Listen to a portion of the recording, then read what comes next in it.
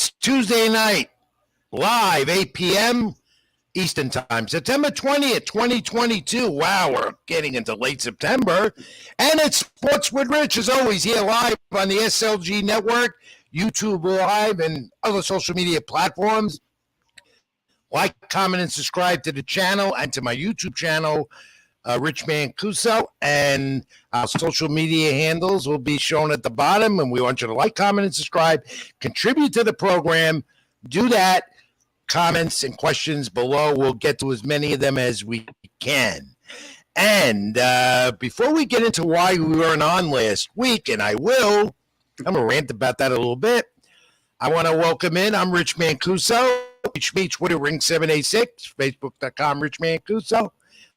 On Instagram, everywhere else, Latinosports.com, NewYorkSportsDay.com, where I write. And there he is, my young protege, the Wiz, Robert Rizzo, who we missed last week.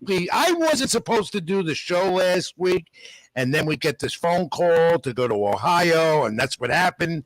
We ended up not doing the show. Before I get into all that and what we did in Ohio, plus the 2 hours ahead, which will include a lot of baseball, the NFL, the pro wrestling, keep it in the ring, a lot of that, the boxing, Canelo Alvarez, the recap, analysis, all that. A live report from Jason Schott on Aaron Judge's home run quest for 62 at Yankee Stadium tonight. We'll get him. He's a regular of the program.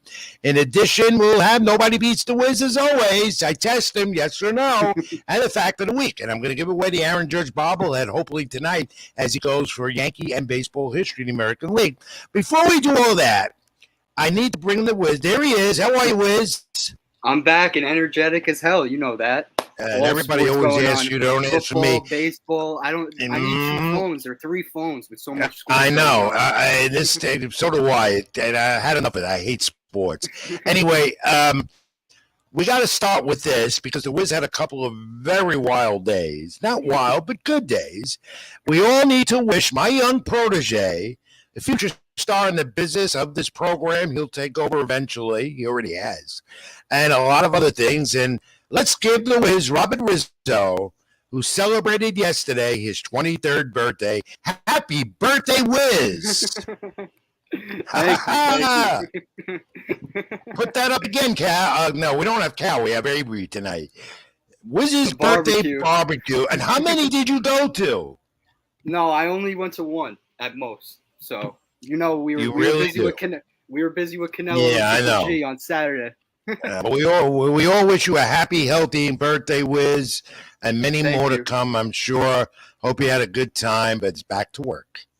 Definitely. No more barbecues, no more partying, no more opening up the beer bottle. You had a good time. You deserved it. Glad to see you, as always. And let's talk about what happened last week. I wasn't supposed to be here. You were supposed to host, but you or someone else. As it is, I had the week off anyway, and so did you. We ventured to Cincinnati, Ohio. Long trip. We drove. Because when the boss called Latino Sports, Julio Pulmon, we do what we got to do. We were asked to go to Cincinnati at the last minute, present an award, a distinguished award, a prestigious award that Latino Sports does. The MVP awards to Rookies of the Year, MVP AL, American League pitchers, and so forth, going around the country, and we did it. We ended up at Great American Ballpark, and Vladimir Gutierrez was presented with his award. We had it all over social media. The 2021 Latino Sports MVP National League Rookie of the Year, as presented by Latino Sports and the Latino Sports Writers Broadcast Association. Now, Wiz, first time you experienced it, and I got to say, all these years, first time I presented an award to a ball player on the field, and it was worth the trip. Long and tiring, but really worth it. It was really worth it. It was a dream opportunity. Thank you to the Cincinnati Reds. Thank you to Julio Pabon. Like I said, dream opportunity. Talking to Vladimir pregame, just explaining him the significance on the award. Since 1989, every year Latino Sports has given out this award, and it's become like a Latin Grammy among MLB clubhouses, teams, players, coaches. They all love it, and they speak highly on it year by year. So we're just making our rounds throughout the country. It's just getting started. We've been writing about it, reporting on Latinosports.com. And what I loved, again, is not only to be a part of this and being on the field of that great ballpark. If we have an image of Great American Ballpark, we could show it. I've been to a lot of ballparks in this great country. It hosts Major League Baseball teams. Great American Ballpark doesn't look as good as it does on TV. When you're there in person, you get the feel of it. And we stayed right across the street at a Marriott. I got to brag about that, from the hotel. And the ballpark sits right in front of our face. And you just walk across the street, you're there. The issue there, and we didn't talk to Gutierrez about it. There was not time to do it. The Reds don't draw. They're just not a good baseball team. They're rebuilding. That ruins it for them because it's such a beautiful ballpark. We got there for a day-night doubleheader last Tuesday. The day game, there had to be no less than 4,000 people in that beautiful ballpark. There it is. Great setting, the Ohio River in the back. Just a beautiful ballpark, beautiful scenery. If you want to go to a ballpark on your tours in the summer, pick that one out, Riz. Yeah, that's definitely a go-to for any sports fan. It immediately reminds me of Philadelphia, how all the stadiums are so close. You got the Bengals Stadium, 5 minutes walking distance to the hotel that we were staying at, and right across the street from there is the Red Stadium. So it doesn't get better than that. You can catch 2 games within 6 hours, 7 hours from each other. Yeah, and it's just, and Gutierrez, back to the award. I never saw this, presenting the Latino Sports MVP Award in all the years I've been involved with Latino sports. And you see the elation, you see the pride, you see everything that comes out when a Latino player gets this distinguished award. Gutierrez was like a little kid. And not only that, was proud and gets that beautiful mural of himself. What's the painter's name again that puts it together, Riz? Maz Adams. He does great, awesome work. Great job. Week by week, he's doing work with WWE, Fanatics, MLB. He's everywhere. Great job. Great day. Great 2 days in Cincinnati. And again, thanks Julio Pabon, the boss who sent us there. We had a good time. The only problem here, now before I talk about Gio Gonzalez, who's been the recipient of that award once, Albert Pujols 5 times, Gio an MVP, National League, American League, National League pitcher with the Nationals, and Albert Pujols a record 5 times. The thing is that it is the pride in their nation, the country. And while the Baseball Writers of America give their distinguished MVP awards out postseason, a lot of these guys get bypassed. Gio's an example of that. 2017 came close to winning the NL Cy Young Award with the Nationals, but he's always told me since that got that award, he has it proudly displayed at his home in Hialeah, Florida, and he looks at it and he says, "This is one of the most proudest accomplishments and awards that I've received in my long baseball career." He's now retired. That's the meaning of it, Wiz. Yeah, it's definitely the meaning. I feel like every player, they speak highly on it to their families. They hang it up in their houses. So every time people walk in, they're talking about that trophy. It's not just a piece of metal, It's a nice drawing of themselves pitching, hitting, whatever it be. But it's a one-of-a-kind award, and I just love to be a part of it, and I know you do too. I do, and there'll be more to come. We vote on it as members of the organization, Latino Sports Writers Broadcast Association. Andrew, thank you for tuning in. We just got a comment. Hello. Hope you enjoy the next 2 hours or more, and thanks for being a supporter of Sports with Rich. We're going to talk about renaming the show soon, too. That's come up again on my social media. All right, let's get to the business now. Let's start MLB. Of course, let's talk about what's going on a lot. We're in that final stretch. 2 weeks left in the season, 13 games in particular for the New York Mets. Playing the Brewers tonight. First step of business complete. They clinched the playoff berth. Their first one since 2016 when they were the wild card. Lost it out to the Giants in 1 game. The Mets with 94 wins. And you know what? 94 wins. Well, any Met fan will take it. The owner, Steve Cohen, said, "We're going to win." That's what he's there for, spend the money and win. The Mets have put a winning team on the field, yet they bipolar, in my opinion, as I always write. They did not lost 3 games in a row all season. Still a game ahead of the Braves and the National League East. That's their next step. And I applaud them for not going crazy celebrating last night because they only clinched a playoff berth. Concentrate on winning the division. You win the division, then you can pour out the champagne and go wild. There's always too much of that in MLB. A lot of these teams just go overboard more than once. Never saw the purpose of that. But the Mets are holding their own. And when you look at it, the first step is there. Pete Alonso's home run bat starting to get going, and they are needing him. Yeah, definitely. They're going to be needing him from here on out. He's been carrying them all season along with Francisco Lindor. We'll talk about the pitching in a bit, but Alonso's been carrying them the last 13 games. He's batting 283 homers, but the biggest thing is he's putting the ball in play. Throughout August, he was striking out too much, struggling on all aspects offensively, but he's picking it up. And I just, like you said before, I like the way they went about clinching the playoff spot, because many teams, like you said, they'll celebrate fully the whole time. But there was a lot to celebrate last night, and they kept it short and simple. Scherzer's 200 win. Yes, Scherzer. Max Scherzer last night, 200 win. Before we get to Jacob deGrom, we look at Max Scherzer, bought him with that big contract, been injured twice, but comes back even stronger. I had no issue with him being removed, and he had a perfect game going through 6 innings, 68 pitches that he threw. You need him strong. You need him ready for that postseason. No issue with it at all. Perfect game was not as significant as needing a healthy Matt Scherzer going into the postseason. Yeah, they have bigger fish to fry, and I liked Tyler McGill getting a spot in the rotation right then and there. He didn't show positive signs at first, but he's coming off the IL. Give him a break, coming off the IL. Give him a break. He's going to be needed in the bullpen, maybe. One of the starters in the postseason. I like him in the bullpen, actually. I think it's a great move. But along with the Milwaukee series, they beat Corbin Burns. Alonso hit a 3-run homer. That's big positive energy going into the weekend against, Miami? Yeah. The 3 Oakland games come up, Oakland. Of course, we know. Out there in Oakland, the Cubs swept them for 3. The A's on the road. That's dangerous. They could go to Atlanta not in first place. They have to win those games. I'm not saying they're going to win every game, but they got to win 2 out of 3 in Oakland, and they got to continue the job now with a tough Milwaukee team vying for a playoff spot as well. Jacob deGrom looks better than ever.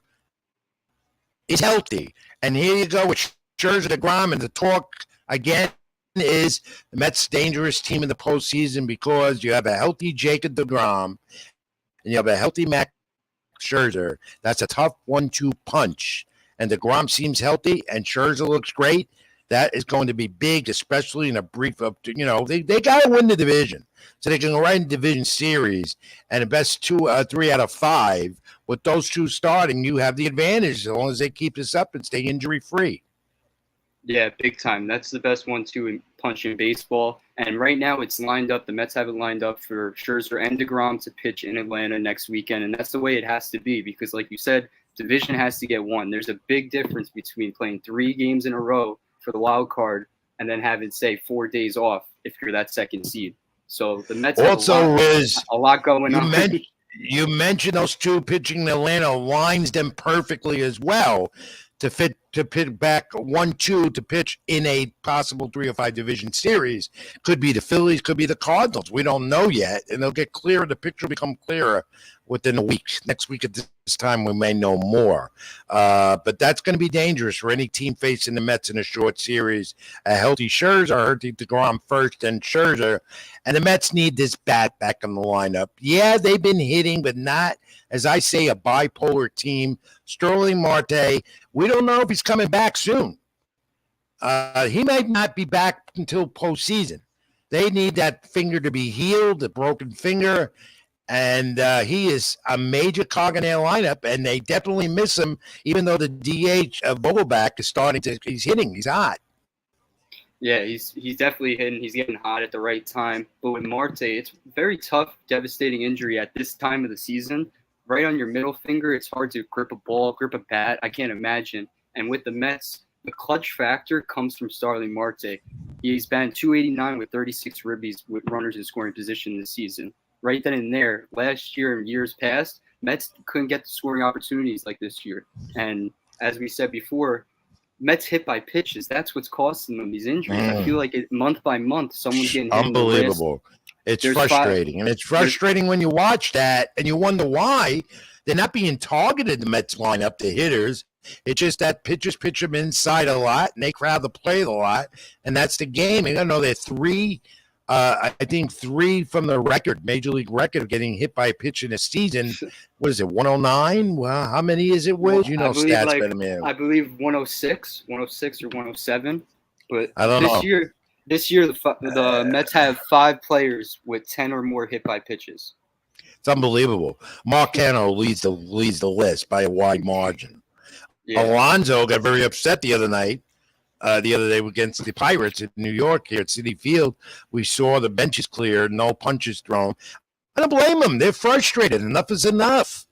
What are you going to do? But that's the game. They feel they might be getting hit intentionally. I don't think so. It's just being crowded at the plate, or it's just pitching inside. Whatever it is, the Mets are getting hit an awful lot.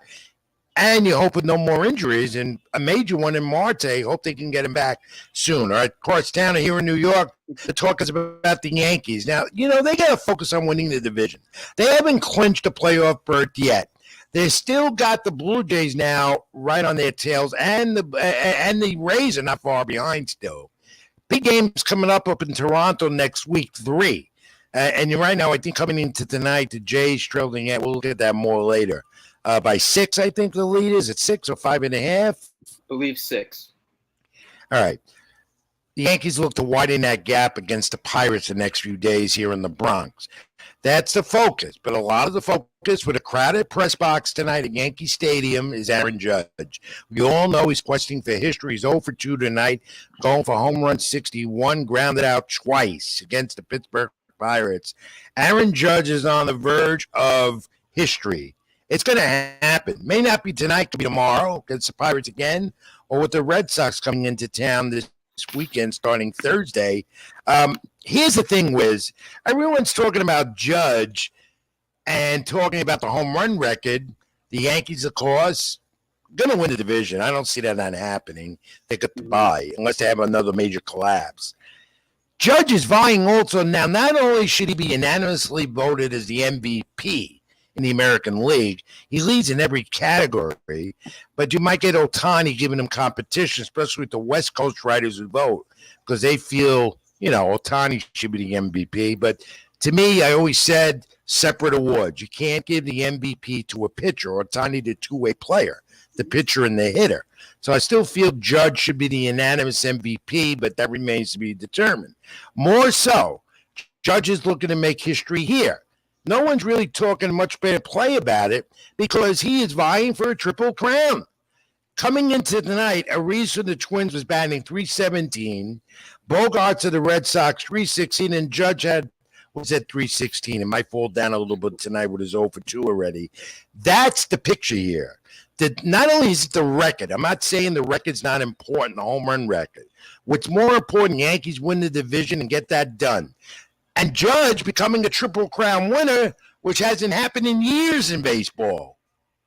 Yeah, Judge has been insanely impressive all season, not just the home runs, but even dating back to April, month by month, he said his goal is to bat 300 or higher. He's never done that in his career. And to have that goal with everything else going on, the contract negotiations, the home run chase, the division lead, all the injuries, it doesn't get to him. He doesn't feel that pressure. And for him, he's must watch TV. My whole lifetime, there's been a handful of guys, but the last week or so, there's non-baseball fans tuning into the Yankee games every single night, and that's what Aaron Judge does. That's what he's doing. He's the face of the Yankees. He might be the face of baseball right now, without a doubt. The Yankees, of course, going to have to look at retaining him and give him the money he wants. I don't know how much. That's going to be a big issue in the offseason. I give him what he wants. He deserves it. But Aaron Judge to watch. We'll keep that updated on that tonight. Give us your questions and comments in the cube here at Sports with Rich. We continue with the baseball and the Yankee lineup. Stanton, Giancarlo Stanton frustrates you because, if he's not in a home run, he's striking out. And that hurts him in the lineup. Yeah, it's hurting them big time. And whoever the lineup is, I feel like they're changing it week by week with all the additions they're getting from the IL. But Stan, since returning from the injury, 130 average, 2 homers, 1 was off a position player, only 8 ribbies. It's a 19-game sample size. And like you said before, and we've been saying, we're 2 weeks away from the postseason. So there's no on-off switch. They got to get it going right then and now. He's 0 for 1 in the strikeout again tonight. That's Giancarlo Stanton. That's what you're going to get.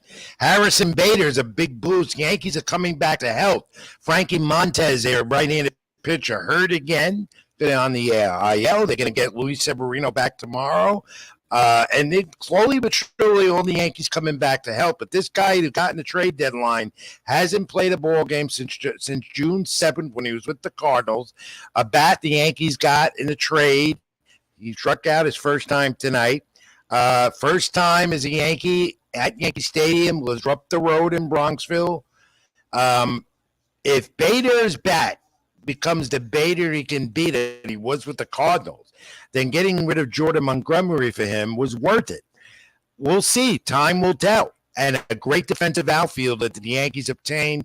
Now we will see what Harrison Bader is all about. Definitely. We're going to see what he's all about the next 2 weeks in this postseason. The Yankees have him for next season as well. I'm very interested to see how he fits the clubhouse, the locker room, just defensive alignments in general, because he's one of the best defensive center fielders in the game. Aaron Boone praises it. Former teammates praise it. And he won the Gold Glove last year. But Yankee fans out there watching, they know they haven't had a center fielder or just a legit outfielder that's willing to dive and you're not worried about the injuries. You know, his ability to manage. Aaron Boone, the manager, can put now Aaron Judge back in right field where he belongs. Mm-hmm. And we know the defensive outfielder Judge could be as well out in right field. All right, let's take a look at the standings as of tonight. Let's analyze a little what's going on as we're down that stretch here in mid-September going into late September. Oh, late September now. Fall. Yeah. Return to the season tomorrow. Let's look at those National League standings at first. Let's put that graphic up and take a look. All right, the Dodgers have clinched another division. 9 of their last 10 National League West. The Phillies, Padres, and Brewers and the Cardinals are teams to watch here down the stretch. The Mets, of course, clinched their playoff berth last night, Wiz, in the National League. Yeah, Mets and Braves are going to go back and forth, I think, until the end of the season. It's going to get decided in Atlanta for the division. Cardinals are going to win the NL Central by probably 5 to 6 games at this point. It's even higher, I believe. But the Phillies, they've been struggling. They're in the midst of a 9-game stretch with the Braves and the Blue Jays. They started today in the first inning down 6-0.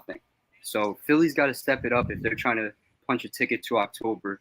Padres, they have a tough stretch to end the season. Dodgers, White Sox, Giants. So just like that, their season can end within the next week. Brewers, they could be the team that everyone's sleeping on right now. They've got pitching. If it comes through, the Brewers can do it. They make the wild card, and they'll be dangerous. They haven't been in the last week or two, and the Mets went all over Woodruff last night. So I don't know where the Brewers are going to stand when this is all over. The Brewers could lose again tonight to the Mets. We'll get an update on the scoreboard in a little while. And when you take a look at the American League standings, you have to look at this. I believe the Yankees will win this division. I don't know what the difference will be at the end, but right now they're looking good. But here is the thing in the American League. The wild card has a big interest because forget about the Orioles. They had a resurgence of a season, but that's just about over. I think the White Sox are just about done. The Mariners looking to get there for the first time in I don't remember how many years, Wiz. The Mariners, Blue Jays, the Rays, neck and neck in that wild card. And you know what? This is what makes baseball down the stretch interesting now with the expanded wild card format. Big time. The crowds are going to be packed for the next 2 weeks. We saw it last year in Seattle. That last weekend in Seattle, I would not want to be an opponent in that stadium. But Seattle might take the reins for that number one wild card. They have an easy path. First playoff berth since 2001, I believe. Longest drought in sports history right now. In sports right now, right. And they were young. You know what? With the Mariners, if J-Rod gets it going, if he stays healthy, they're dangerous. They have a good bullpen and a couple of former Mets that come out of their pen for them as well. So, I like the Mariners coming out of that at the end. I think the Jays have a shot at it as well if Vladimir Guerrero's back gets hot again. Of course, we'll talk about Bo Bichette as well in a moment. But here's the thing, though. You have a possible tiebreaker. With the new collective bargaining agreement this year, because of the lockout, the two bottom teams in a tiebreaker, if it happens, this is how it goes. They get home. They get the I think I don't know how to read this. It's complicated, but the two bottom teams get the tiebreaker. The home record goes head to head in the first round. To me, I've studied this. It's confusing. Basically, it says two bottom teams in a tiebreaker. It's going to go head to head. It's going to go on record. It's going to go on percentages. This could be really interesting and confusing going down the final 1 or 2 days of the season, Wiz. Yeah, I feel like we're in this scenario year by year, but this is totally different. Like the head-to-head, the tiebreakers, the different rule changes because the CBA and the lockout. Like fans aren't going to know what to expect until that last Sunday of the season, that last Saturday. And that's what makes MLB interesting now with the expanded wild card. There's a lot of things going on in MLB that can drive a fan crazy. The game has changed. There are new rules coming in next year with the shift and the pitcher clock and the expanded base and how many stolen bases there will be now. Maybe more might be left. But when you look at it, they got it right. I'm not purist, and I don't like all these teams going in the third wild card. However, it makes the game that more interesting amongst teams. It gives a fan an interest in their team that's in for it down the stretch. And it's happening. We're seeing it, and it could happen with the American League. So, more on that in a moment, maybe more next week. Some sad baseball news, no. Two former players passed away. New York, John Stearns, the Mets mourn his death. I'm so glad that at Old Timers Day 2 weeks ago, I saw him. Thin and frail, he wanted to be there. He made it. Rest in peace, John Stearns. He was a great catcher for the Mets, set some records. And today we learned that Maury Wills, former L.A. Dodger, 89 years old, 104 stolen bases in 1962. Broke Ty Cobb's record of 96 that was done in 1915. Among some of the many records the great Maury Wills did with the Dodgers. Our condolences to both Stearns, Wills families, and the organizations on that. Look at the Astros. Another division title for them, Wiz. Yeah, they continue to dominate the AL West year by year, and I feel like Correa leaves, someone leaves. They still dominate that division under Dusty Baker. But Jeremy Pena, he's been the highlight reel for the Astros. Young talent, shortstop, obviously Yordan Alvarez. If Aaron Judge wasn't in the picture with this MVP talk, Yordan Alvarez and Ohtani would be going back and forth week by week. Yeah. For well, sure. It's not going to be that way. I don't think so, but a good point. And the Astros, Framber Valdez, 25th consecutive quality start, a new major league record for a single season. He surpassed Jacob deGrom in that. And that's what makes the Dodgers tough also in the Astros in the postseason. They're pitching. And Justin Verlander doesn't look like a 37-year-old vying for another Cy Young Award. He continues year by year. Ever since his Tommy John surgery, he's putting up impressive stats. But Christian Javier, Framber Valdez, it's these random names. They just come out in October, set the world on fire, and then dominate the season following. Framber Valdez made a name for himself last October, and just the Astros have secured home field advantage in the American League throughout as well. The Yankees probably had a shot at it till they went into their swoon. That's all over with. Sandy Alcantara. What about him? Cy Young Award possibility in the National League. 5th complete game this season last week. 103 pitches, his 13th win just on Sunday for the lowly Marlins, but a highlight for that team. Possible Cy Young Award for him. Yeah, I think he's the sure in for Cy Young. It's just a matter on the votes because Zach Gallen's been putting up a debate for him, a battle the last few weeks. But Sandy Alcantara, honestly, without him for the Marlins, they'd be dead last from April to now. And he's been dominating every 5 days, and he's must-watch television also. Oh, when you watch him pitch up front and close, you're looking at an all-star. You're looking at a premier pitcher, young pitcher in the league now and for many years to come. And for the Marlins, that's good as they're rebuilding and have a good young nucleus core of pitchers on that team. How about the Rays last week? We were at Latino Sports, Latino Heritage Month, Latin Heritage Month, and the Rays on Roberto Clemente Day fielded for the first time an all-Latino lineup. It's pretty impressive. I feel like you see those stats here and there, and you're like, how is that the first time? But impressive by the Rays. Congratulations, because that's a huge milestone, not just for one franchise, but all of MLB. I feel like they're finally realizing that Latino talent is uncomparable year by year. Juan Soto, Julio Rodriguez, Fernando Tatis, although the suspension, every season there's a breakout name. Latinos are dominating the sport. And hello to another follower of ours. I forgot his name. Do you see it? Hello, Kenneth. All right, Kenneth. Good to have you with us tonight. Comment, questions in the cube as well. All right. Wiz, it's that time. We're going to go to a break and bring Jason Schott in a moment.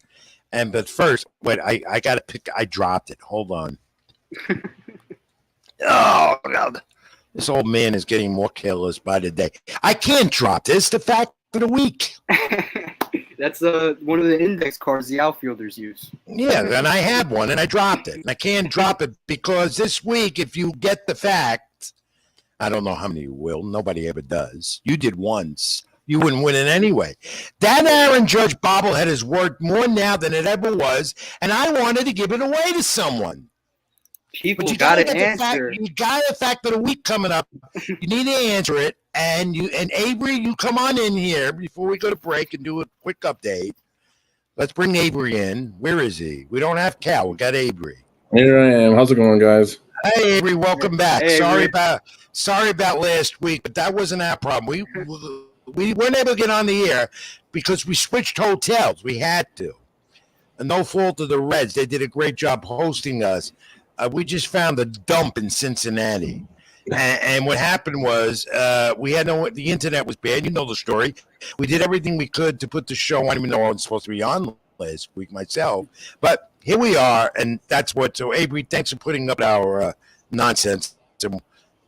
Welcome in. Hey, not a problem, guys. Are you ready to take a shot at the fact of the week? You and every other. Here we go. It's a fact, not trivia.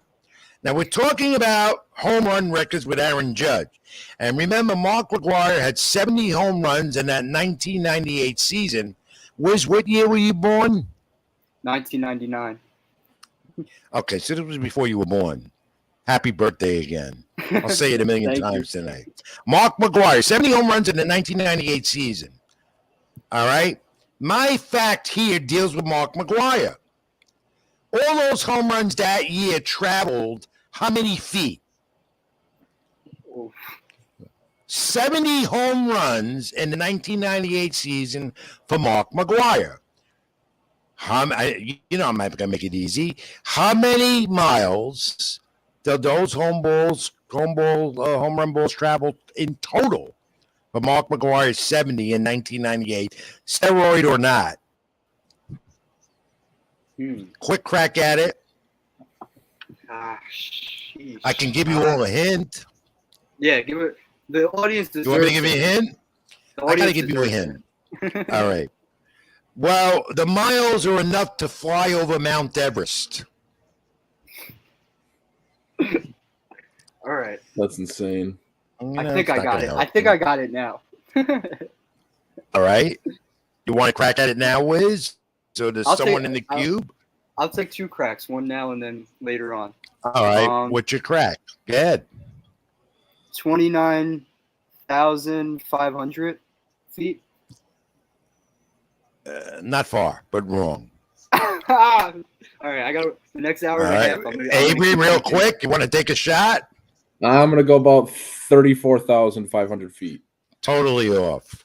All right, totally that's off. Enough for now. It's lower than 29.5, Riz. All right, I got it. I'm not going to tell you that, but the Wiz was not far away. All right, we'll give you the answer later. I hope someone in the cube gets it because I want to give away the Aaron Judge bobblehead. All right, Avery, take it from here. Quick, brief break. After that, the sports update. Everyone looking at Aaron Judge and MLB tonight. The pennant races as they go on. And then we'll bring Jason Shotton from Yankee Stadium and talk what's going on, the atmosphere there, as Aaron Judge goes for this 61st home run. He has none tonight. Go ahead, Avery, take it on. Back on the other side. Sports with Rich.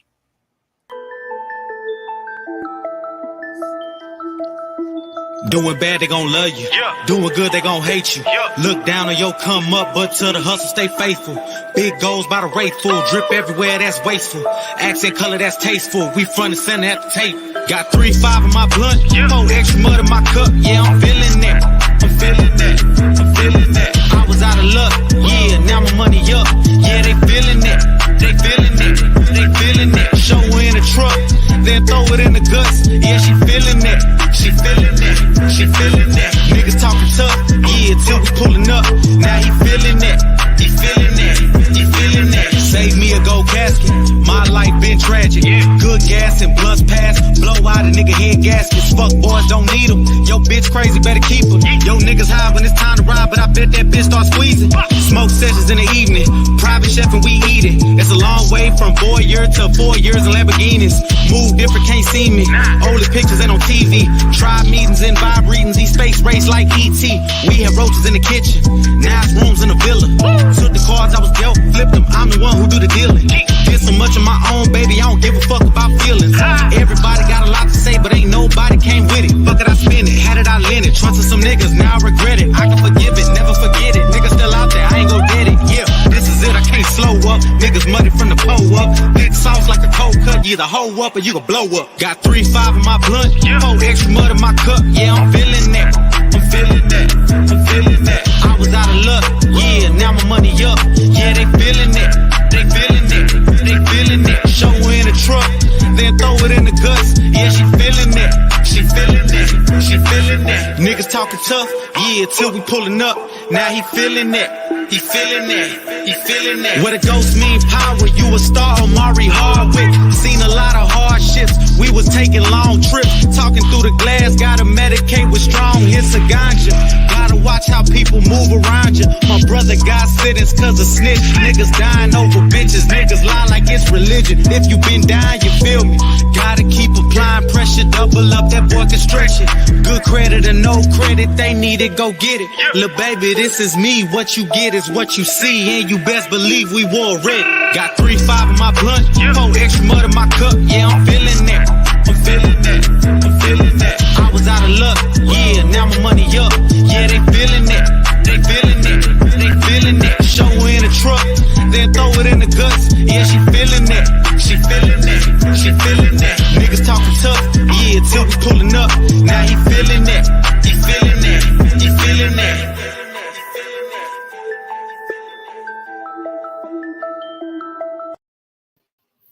Sports with Rich back at you live here on the SLG Network, YouTube, social media platforms. Like, comment, subscribe to my channel, Sports with Rich. Thanks for your continued support. Back with you till 10, a little after Eastern time tonight. That's the Wiz, Robert Rizzo. I'm Rich Mancuso. As always, we thank you. In addition, you know what? I love that popcorn commercial, and I want Avery and the crew cows off tonight. When are we going to get that popcorn, Wiz? I don't know, but we need it. That song just gets me going. It's I know. I want that popcorn every week. You know, good energizer.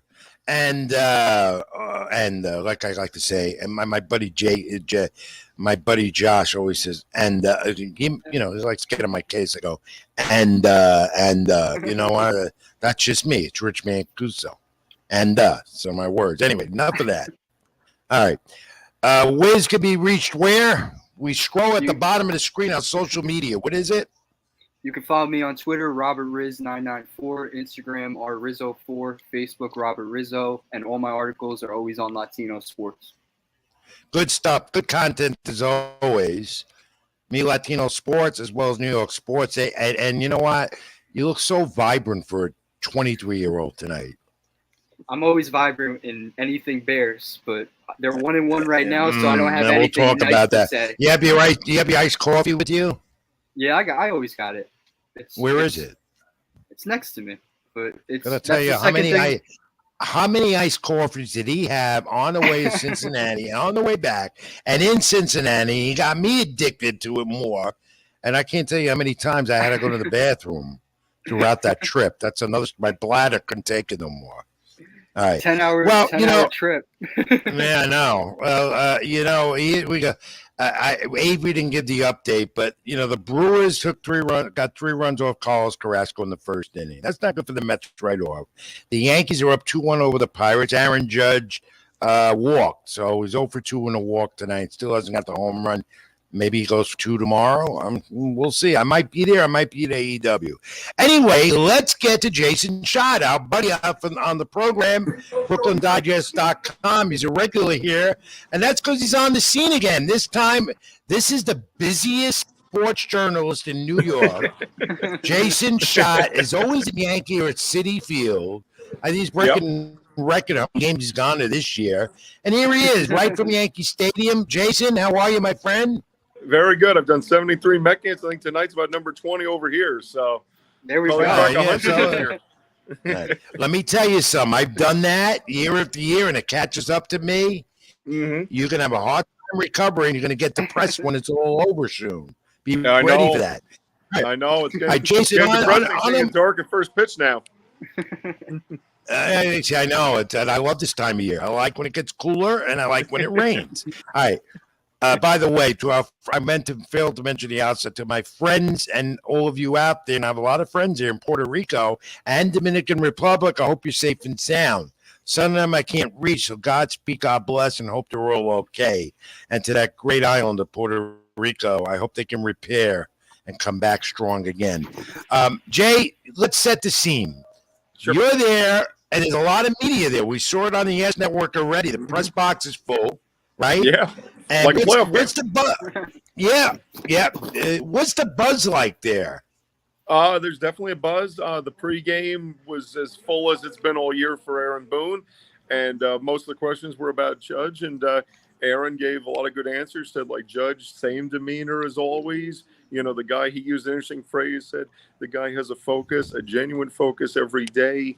That basically Aaron Judge has been the same through this as ever. And you can just feel the anticipation. Otherwise, this would be a very sleepy Tuesday night against a pretty bad team in Pittsburgh as it was when they were over at the Mets. There wasn't much buzz over there those 4 days, even though the Mets were in first place. So it's certainly, this livened up what would be a dull night otherwise. You saw his first 3 at-bats tonight up front and close.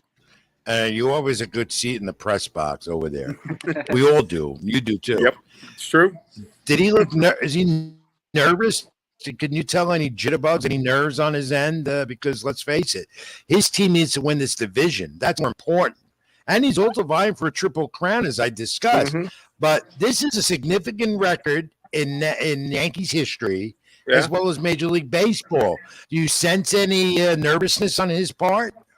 Aside from that, he basically hit I think it was the second pitch in his first at bat, bounced that one up the middle. The shift was on, so he grounded to second base. And then maybe it was the third pitch, the second bat, he grounded to third, and then he walked. So I would say just maybe that sort of unease, like basically just wanted to get right at it. Didn't work the count like he normally can. So, but very hard to tell with him, Mm-hmm. Even when you're not even when you're not at Yankee games, you're still covering them daily basis since April. Yep. What has been so impressive about Aaron Judge's season? Because we could talk numbers all day, but for you, what have you seen compared to his whole career since this season? Just more consistency, I would say, and also the fact that they've been able to play him in center field, right field. He's definitely taken a step up defensively, and then just generally that consistent, that he's been the one constant through a year that, there's no doubt this has been a very up and down year, literally. They were on pace for like 120 wins early.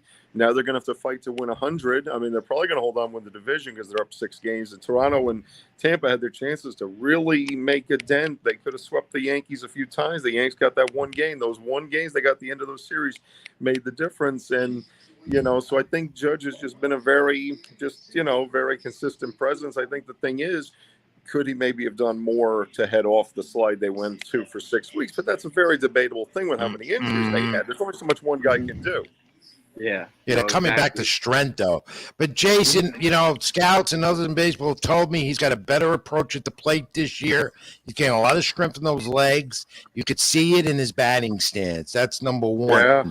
The other thing is I like every time he comments, and he says he's more concerned, of course, about his team winning and going on. And that's a good answer. It's not all about him, even though it is. Right, and there's been that focus. The whole team has won, especially early on. And I think now, as they were constant themselves, they're getting the bodies back. They're getting Rizzo back. LeMahieu could be back soon. They got Harrison Bader debut tonight. He's already shown what he's made of. Made a nice running catch, and then this inning he got the RBI single. Then he read a blooper that Trevino hit very well. Came around to score from second on one that anybody else probably would have played it halfway and end up at third. So I don't know. I mean, this team could maybe come back to form going into the playoffs. They got 2 weeks to do it. And speaking of Harrison Bader, he's arguably the best center fielder in the game defensively. Where do you see his impact going with the Yankees? Obviously, it's only 2 weeks. They have him for next season, but the postseason is what it's all about. He'll save you runs. That's for sure. And it means you could also put Judge in right field. I think that's key. And, whereas Judge in center, he covers a lot of ground. I mean, it's a wonder that Judge has been able to keep up the hitting with that much effort you have to do to play center field, because Yankee Stadium is deceptive how big the center field is here. No, definitely. It's very deceptive. We seen it with Aaron Hicks a few weeks ago. Yeah. With Bader hit that first pitch, I'm looking at it now. A slider, 88 slider. God, I sound like Susan Waldman now, describing every pitch. But he looks like he leaned right into it. A good swing. That's what we remember looking at. So looks like he's healthy. He could be a major target. And, Wiz and Jason, you cover the Mets as well. To talk about this with the Mets, right now the Mets have a weapon coming off the bench in Gore. The veteran Gore, who can steal a base. We saw him get them a win already in the series with the Pirates at Citi Field. That's going to be key for them. He's on that playoff roster and the postseason roster throughout. That reminds me so much of Dave Roberts when he's with the Dodgers. He'd come off the bench, the Dodgers use him, he steal a base, they beat the Yankees. So Yankees really don't have that type of threat. No. But they got everything else when they're healthy. Yeah, I mean, Gore has 3 rings. He's been on the 15 Royals, I guess, when he started his career. Then he was on the 20 Dodgers, last year's Braves. Buck said he hasn't seen speed like that since he was a Yankee third base coach, and he had Deion Sanders here. Wow. That's quite a compliment. Jason Schott, BrooklynDigest.com, direct from Yankee Stadium. The Yankees are up 2-1. Judge hasn't hit a home run yet. Do you think tomorrow, Thursday, when do you think this record comes? It's hard to say. Because Aaron Judge, he could do he's hit 10 multi-home run games this year, which is a record. You get it 2 tomorrow. What do you think, Jay? I thought he would have hit the 3 tonight. You know what? He did me a favor because I don't know if he'll hit 2 tomorrow, which means I can go to AEW across town in Flushing Meadow for Grand Slam. Not that I don't want to see history, but that press box is probably so full anyway. There'd be no room for me. No, there's always room for me. I won't be here tomorrow, so you can take my seat, right? Oh, no, I don't know. We'll probably be there Thursday to Riz and I. Get Riz. Me and Rich have been discussing it week by week, but I want to get your opinion on it.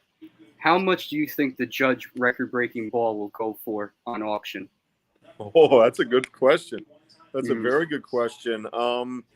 Depends how much you want to weigh the legitimate. People will view it as the legitimate record because Maris has viewed a legitimate record the whole time. Then you get into Yankee memorabilia. To me, it's significant doing this year. This is the last year where really the league records matter. Next year, with everybody playing each other, you say American League or National League, it's not going to matter as much when a third of the schedule is interleague play. I would say could probably be over $1 million. That'd be my guess. Oh yeah, and this was going to be my fact of the week last week that we didn't do our show. I had how much was Babe Ruth's 714 home run worth, and he sold it for $20. way back then. Well, there's You that can imagine how inflation, times. you know?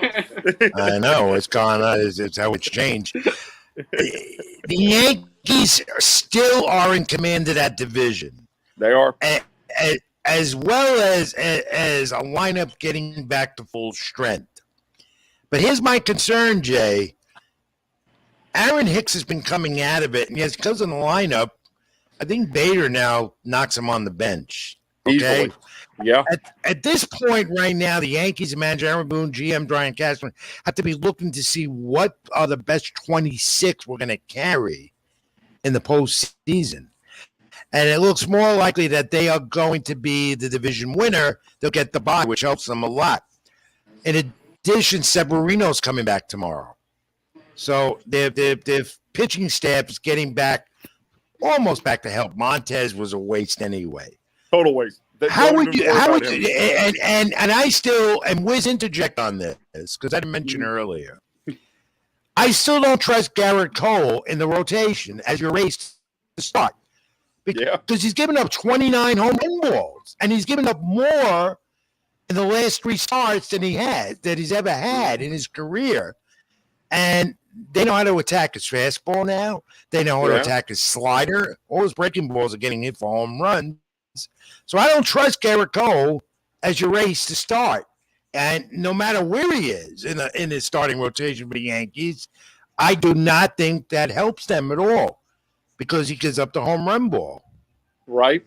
And you know who should get a postseason start? And he's one. I could not believe when he came in relief of Montes on Friday.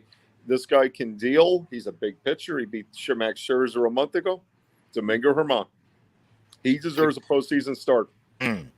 He's been impressive the second half. Sub 3 ERA. I think when is he pitching? You have your notes in front of me. When is he getting started? Saturday. Yeah, against the Red Sox Saturday afternoon. Yeah. And their bullpen seems to be coming back to a little bit of a strength. Holmes has looked better. Clark Schmidt could come out of there. Chapman looks like he might be back to normal, but then again, you don't know. Maybe he's going to go get another tattoo on the other knee. I don't know. but he looks better. He looks better. But the Yankees still, I think, will go closer by committee. Do you agree? Mm-hmm. Well, in the playoffs, you can get away with it because, basically the game shrinks so much. Basically, Stars get knocked out 4th, 5th inning, especially if they end up playing a team like Toronto in that first round. That's a murderous offense to get through. So, they go matchups. Really look how, a team like Boston handled last year. They were using pitchers who really didn't do much in the regular season, and they were pitching big innings in the playoffs. So, I don't know. I don't think it's as much a liability as it would seem. Whereas the Mets, that's where it could change things with the Mets that, they got this great closer in Diaz, whatever. But, there could be situations where Buck surprises people and brings Diaz in the 6th inning sometime if they have a big moment. Do you keep – good point. Do you keep the rookie Oswaldo Cabrera on that postseason roster? He can play any position, and his bat seems to be coming alive. He's adapted to the major league pitching. Overall, good 2-3 weeks since his debut here in the league. Do you keep him on the roster in the postseason, Jason? Yeah, he could be that speedster that they need, and he can play both infield and outfield. Tonight he's playing left field. He's definitely been the goods. You think when they brought him up, I think it's 5 weeks ago, they brought him up in Estevan Florial. Florial has made, I think, 3 or 4 trips back and forth to Scranton. He did not stick here. Cabrera did. So I think he's earned it. He's proved it with the versatility every week. He has. I know the Riz loves him. He loves him.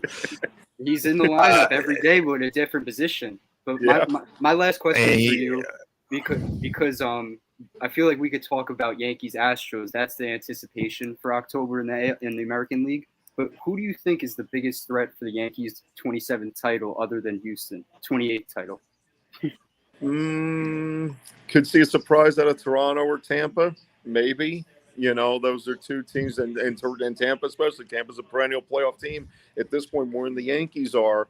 And then otherwise, their biggest threats are the National League, and you can make a case for, any of the big 3-4 teams: the Mets, the Dodgers, the Braves, the Cardinals. At this point, Definitely. All right, Jason, I got to ask you this too. We talk next week. We probably talk to you every week throughout the rest of the season. I mean, after all, you're a regular on this program. You'll end up hosting with the Wiz soon when I take another week off, whenever it be. Looking forward to it. When I talk to you next week, Mhm. before the Mets reach Atlanta, they go to Oakland. Yeah. Do the Mets lose? Are they out of first place by then? Do the games down in Atlanta mean anything for the Mets when they get there? Oh, I think it will. I don't think they'll flinch by then. I think they're going to have to go down there and take – hopefully they only have to take one, if that makes sense. Like, basically, it won't be – just to avoid a sweep to clinch it. Otherwise, it may take, like when they went down there in July and took 2 out of 3. And if you have Max and DeGrom, if it lines up that way, and I think it does, then they can. And, that's the advantage. Yeah. As we mentioned. All right, one last time, set the scene there at Yankee Stadium where you are. Jason Schott, BrooklynDigest.com. Well, Aaron Judge going to have another. I know I hear in the background that stupid horn that they play when a pitcher goes on. I hate that horn. Well, that's a horn of distress because Pittsburgh just took the lead. Yeah, well, it's the horn of my duress, too. It scares the living hell out of me. Every time that horn plays, it scares the hell out of me. Worse than Chucky, my favorite, Chucky. What's going on? The Pirates just grabbed the lead? Yeah, they did. I think the Yanks turned to the bullpen because Cortez's pitch count was up there. I couldn't tell which Yankee reliever it was. So, they're going to have to come back. And after watching the Pirate pitching for 4 days over Citi Field, they probably will. All right, so we'll get an update in a moment from Avery. Yankees down 2-1. Aaron Judge hasn't hit the home run yet. Jason Schott, BrooklynDigest.com, here with Sports with Rich, with me and the Wiz, Robert Rizzo. You always hit a home run with us, my friend. Always my pleasure. Come on, Rich and Robert. Thanks for setting the scene, and we'll be in touch. I'll see you when you're going to be back there. Saturday. Okay, I won't see you then. I'm not there Saturday. We'll be in touch. A few days off here. All right, but we'll still be in touch. Thank you, Jay. Always a pleasure. Thank you, Jason. Thanks so much, guys. Keep it in the ring. Jason Schott, BrooklynDigest.com. Wiz on the scene. It's Jason Schott, once again, a regular of this program, set the scene, gave us some insights. I'll tell you one thing. He's going to feel it when the season's over because there are times that I used to do 100 games a year. No more. He's incredible at what he does. He's so active with his articles. Definitely check it out on Brooklyn Digest. He's posting daily Mets, Yankees, insane stats. Nobody has the stats that Jason has, so definitely check it out. You know what? He's one of those unknowns in the business because he doesn't write for a major publication, but he's so knowledgeable and he writes well, and he's on the scene there. And he's ours, which makes it better here at Sports with Rich. All right, Wiz, we're ready to go to another break, but first I got to bring in Cal, and then we'll go to hour number 2. You got to bring in Avery. Avery, why the Cal's off tonight because he's on a date. All right, so Avery, sorry about that. It's all right. I'm here to do my best Calvin impression. Yeah, well, you know what? I like Cal, and I like you. But now let's see how you handle the sports update. We'll take it to the top of the hour and come back. We'll do Keep It in the Ring. We got Nobody Beats the Wiz, a whole much more. All yours, Avery. Sports with Rich on the other side comes back with me and the Robert Rizzo. Back after this. Go ahead. Avery, it's all yours. We'll see you guys in a minute. All right, sports update, baseball tonight. Final earlier today, doubleheader between the Diamondbacks and the Dodgers. Dodgers win 6-5. Red Sox on top of the Reds in Cincinnati, 3-1. In Miami, Cubs and Marlins are tied top of the 8th. In Tampa Bay, Astros on top of the Rays in middle of the 7th, 5-0. In Philadelphia, the Blue Jays are on top of the Phillies in the top of the 7th, 8-5. Going to New York, like our friend Jason just said, Pirates are on top of the Yankees 3-2 in the middle of the 6th. Going over to Baltimore, the Tigers are on top of the Orioles 2-0, bottom of the 6th. To Atlanta, the Braves are down 0-2 to the Nationals in the top of the 5th. In Milwaukee, the Mets are down 3-0 in the middle of the 4th. Going to Texas now, the Angels are up 2-1 on the Rangers, bottom of the 3rd. in Kansas City. The Twins are up 3-0 on the Royals. Guardians White Sox first pitch just happened recently. They just came out of a rain delay. And then last game going on right now, Giants Rockies 0-0 top of second. All right, we'll have Rich and Rizzo here back after the break.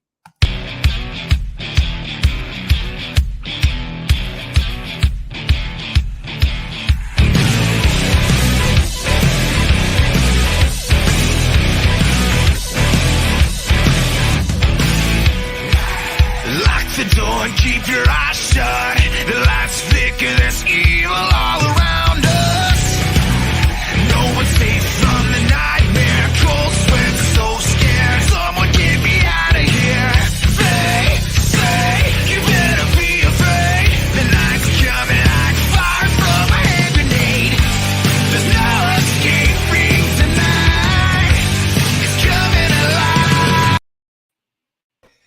Hour number 2, 9 p.m. Eastern. This is Sports with Rich with the Wiz, Robert Rizzo, my young, vibrant protege, co-host of the program, 8 to 10 p.m. or more Tuesday night live on the SLG Network. Like, comment, and subscribe. SLG Network, Sports with Rich. Also, my YouTube channel, Sports with Rich. Would be appreciated if you do that. And also, comment and questions in the cube. We want to hear from you. Comments, and if you get the fact of the week again, Mark McGwire, 70 home runs in the 1998 season. I want to know how many miles of all those 70 home runs travel. You get the Aaron Judge bobblehead, which right now he's the topic of discussion with baseball and here in New York with the Yankees. Now, I gave the hint. It's enough to fly over Mount Everest, all those miles. The Wiz came up with how many before, would you say? I had 28,500 feet, and you said I was. And you're not totally off. You're in the right direction. So think about it. Leave us a comment, the question, and come up with the answer. Any of you out there, you'll get that Aaron Judge bobblehead. It's been here for weeks.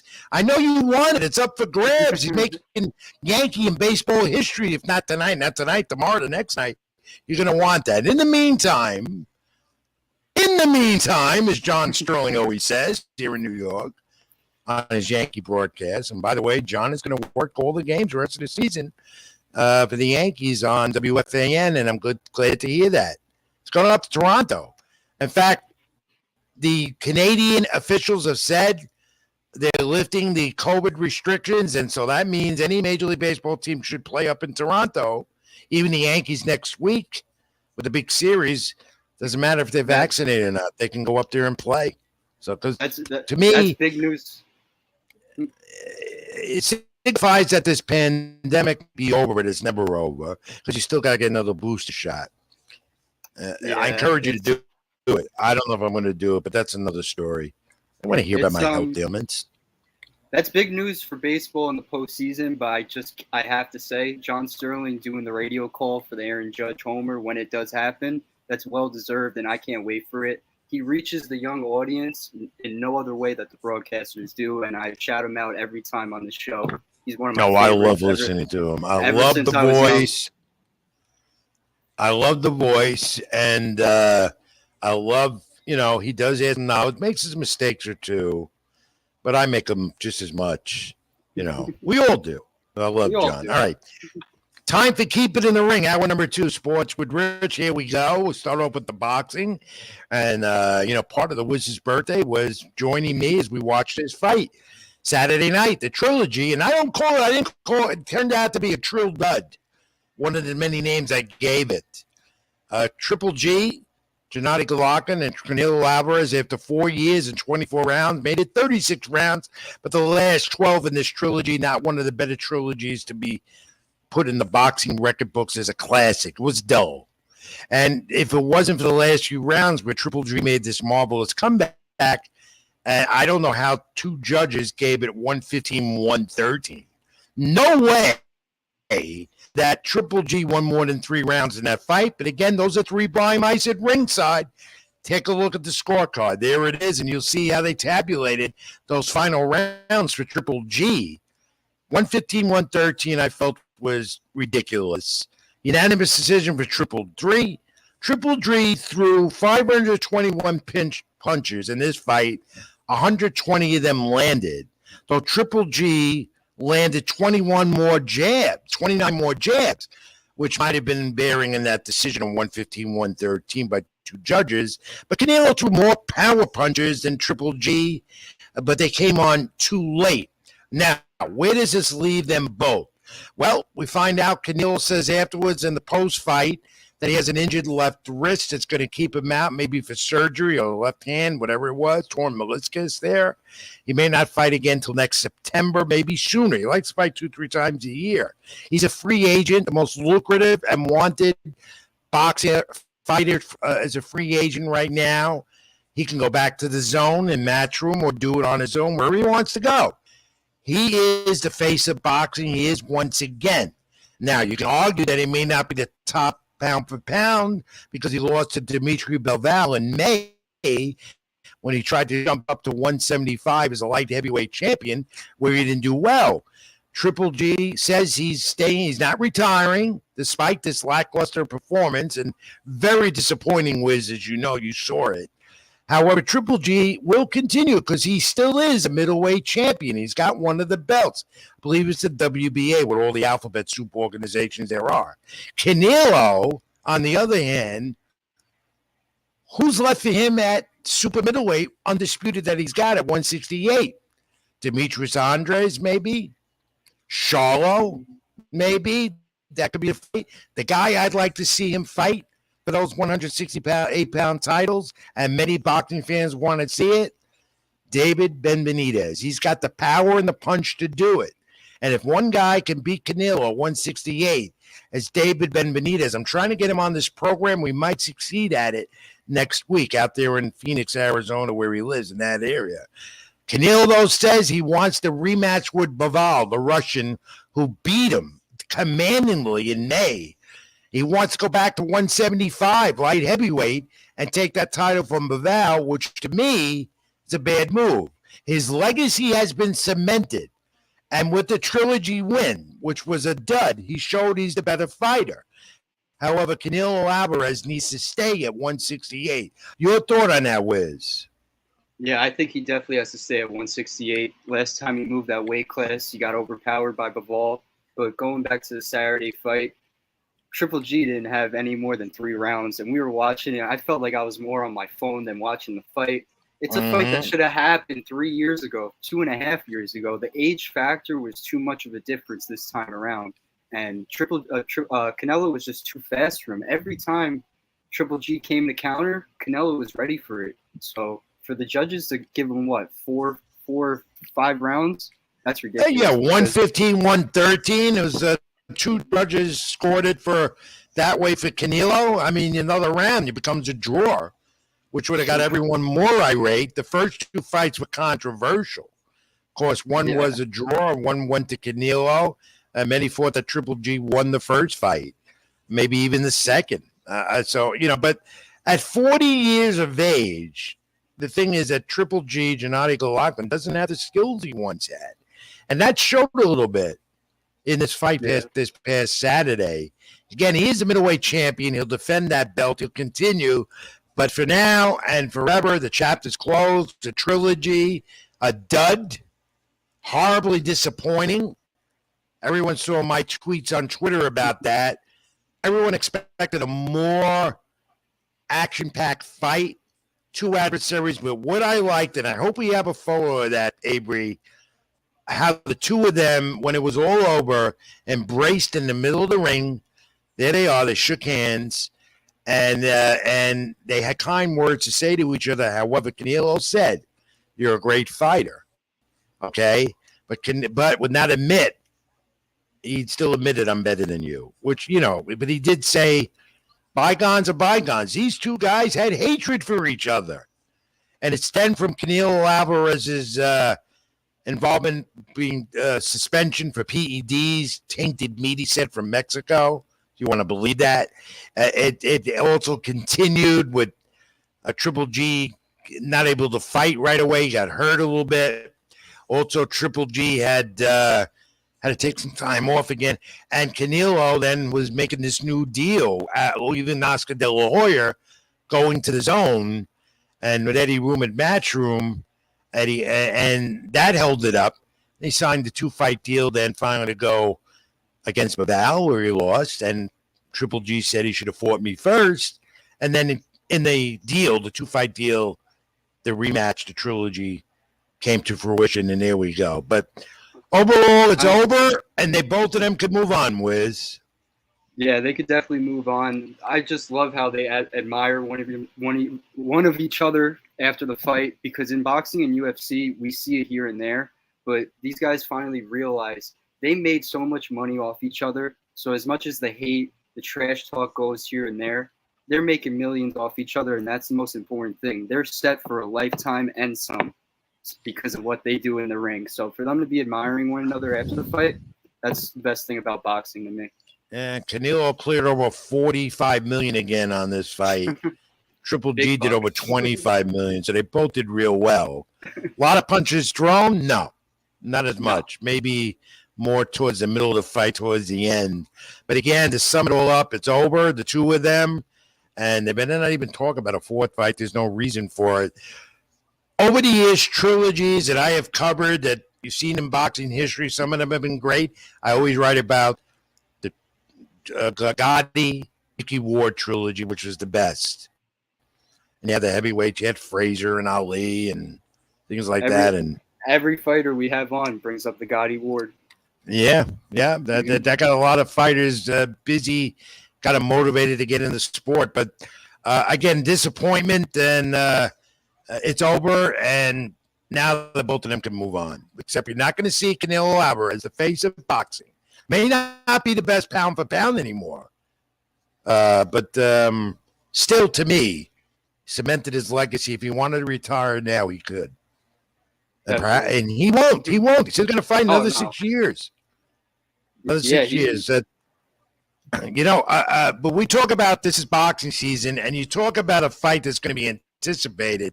I've been telling everyone for weeks and months, that Crawford-Spence unification fight at 147 welterweight is going to happen. They haven't officially signed it. They've come to an agreement. Now we just wait. It's supposed to be November 3rd or 7th. Who's going to carry it on pay-per-view? I don't know yet. Probably the PBC. Could be Showtime pay-per-view, whatever, or Fox. Crawford-Spence is going to happen. They've come to an agreement. It's just a matter of when they're going to officially sign it. And I heard today that they've signed it. They just haven't made it official yet. And it'll be a November fight to look forward to. Again, Wiz, we go back, and if we're not there, we'll be there with my buddy Josh and you. We'll watch it again. Definitely. I know you'll have a few more Coronas. You'll have another few Coronas that you had. After that, during that boxing fight, you had to drink because there was no action in the ring. None at all. This weekend, ESPN, you're going to see the young fighter at 135 or 140, Shakur Stevenson, top rank, back in the ring at the Prudential Center in Newark, where Shakur goes after that. Lots of options. Some people say him and Gervonta Davis could be a good matchup, but Ryan Garcia is right there in the middle of it all. So we'll see Shakur that's the one at the Prudential Center. He's home in Newark, New Jersey. His home before the home fans. And Tyson Fury officially never retired because he says he's fighting Anthony Joshua finally. Going to happen December 3rd. They haven't officially announced that, yet they will. Over in the pond, it might be in Saudi Arabia. That's where Tyson Fury likes to fight now. He's going to get 60-40 of the split in the earnings and the purse.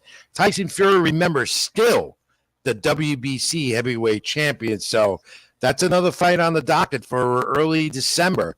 That's definitely going to happen. We look forward to it. All right. We were going to have Nicky Vitone on, our friend who won his fight down in Atlantic City last Friday night on Showbox, on Showtime, but couldn't make it tonight. And like I said, David Benbenitez, he's our objective maybe for next week. Talk about intentions. They had said, Benitez, people said Canelo was out of the picture. You can't believe that. More so now that Canelo still got those titles, and Benbenitez is the only viable guy that can beat him in that division right now, unless you want to put Charlo into the picture. So we'll see. But we'll work on that for next week. All right. Keep It in the Ring continues. Wiz, here we go with Keep It in the Ring and pro wrestling. No Cow with me. Avery, I don't know what his wrestling knowledge is like. Next week, we're going to have a regular join us on this segment, talk pro wrestling, give his insights for a few minutes with us. And AEW. My wrestling knowledge is zero, Rick. That's why I don't have you on, Avery. I knew that. So we'll talk about it. You learn. With me, you got to learn boxing and wrestling. Wiz knows that. That was tomorrow night. That was the PA announcer with Avery. It sounded like Paul Holden in Yankee Stadium. Number 99, Aaron Judge. It's going deep, deep, deep, and out of here. There he is. That's Avery for you. All right. He just pops in whenever he wants. Back to business. Tomorrow night, because Aaron Judge hit his home runs, it looks like I'm going to go see Tony Khan in AEW. I have my press credential ready. I'm not going to be able to talk to him, but Grand Slam is a main event that AEW is making an annual event in New York. Close to sold out. I wrote about John Silver on NewYorkSportsAid.com, part of the Dark Order. You might want to read that. It's also on the AEW website and on their Twitter account. Tony Khan's put an event together tomorrow night. It's going to blow everyone's mind live on TBS, 8 p.m. Eastern Time. And it comes as a result of CM Punk no longer with them, who had the title vacated. We're going to get to see the championship for the vacated title, heavyweight title. You're going to see CM Punk, and that's CM Punk, Bryan Danielson, and Jon Moxley. That's the main event. Now, if you're going to that event tomorrow night, prepare to be there for 4 more hours, because you're going to see they tape After Dark before and Evolution at 7 p.m. Then they go right live, TBS, Dynamite. Then they're going to tape Rampage at Scene Friday night. So a lot of wrestling and a lot of action tomorrow night at the Arthur Ashe Stadium in Flushing Meadow, right across the street from Citi Field. But you want to see that match with Moxley and Donaldson for the AEW title. I think it's Bryan Danielson's time. Moxley's had this title more than once. It's going to be a great main event. If you're a wrestling fan, you're going to enjoy it. Expect to see blood because Moxley always bleeds. So does Danielson. Wrestling fans like that. You can see a lot of flying action in and out of the ring. You can see a brawl. And I believe Danielson will win it. No Kenny Omega, no Young Bucks because of the controversy with AEW. Both of them, those guys seem to be gone for the moment unless Tony Khan could get that situation together. And I haven't heard anything. They're staying away from that controversy. The center of attention is tomorrow night. Flushing Meadow, AEW Grand Slam. And it's Moxley against Danielson. And the Acclaimed of Anthony Bowens and Caster, I believe, will finally be AEW Tag Team Champions. It's a loaded card, 5 championship matches. If you're going, enjoy it. Prepare for a long night or watch it on TBS Live nationwide, 8 p.m. Eastern.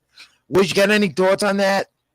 I'm looking forward to it. Like you said, any type of blood in the fight, I'm watching it. My favorite fight is Mick Foley and Edge in like WrestleMania 22. So much blood, and for Danielson and Moxley to be doing that, I'm gonna tune into that. And I don't tune into a lot of WWE, AEW stuff, but that's one fight I'll tune into. Well, welcome to Keep It in the Ring, my friend. Finally, all right. Finally, I'm getting there.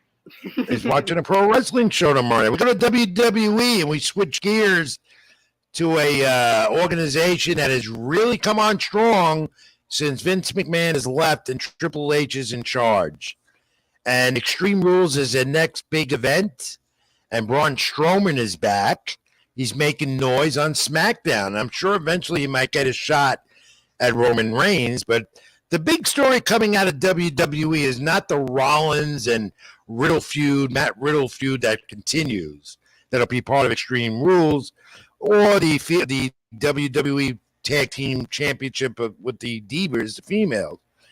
Bayley, who I can't stand, she might end up getting. Bayley might end up being a champion in that. I don't know. She might get Baszler. She might end up getting a match for her. I don't know if there'll be Extreme Rules. They're leading towards it. The big story coming out of WWE the last few days, Logan Paul's got this multi-year contract, big $1 million contract with them. Going to fight, going to wrestle Roman Reigns in Saudi Arabia, Crown Jewel. The big story here is not only Logan Paul, the YouTube sensation, pro boxer, now wrestler, his brother Jake, the pro fighter, is going to be there with him in Saudi Arabia. Reigns against Logan Paul is creating a buzz. They had a press conference in Las Vegas, hours before Canelo Triple G got in the ring. They made some noise, got headlines all over the place. Look, when Logan Paul is around or his brother Jake, headlines all the time. And Wiz, this is a match that people are waiting for. I don't think Reigns loses the titles. He might lose one of them eventually, and then go into WrestleMania and face The Rock next April, his legitimate uncle. You got to take on Roman Reigns and Logan Paul? If you told me a year ago, 6 months ago, that this fight is happening, I wouldn't believe you. I feel like the Paul brothers are doing something new every month. It's either a boxing fight, they're arguing with UFC fighters on Twitter, they're at a basketball event in the middle of nowhere. It's like Twitter is always trending with Paul content, and for this to go on, it's only going to grow buzz across WWE, across the Paul fan base. The numbers are going to be historic. All right, we're getting an alert from Avery that there are some bad storms where he's at, and that could disrupt our connection. Let's hope not.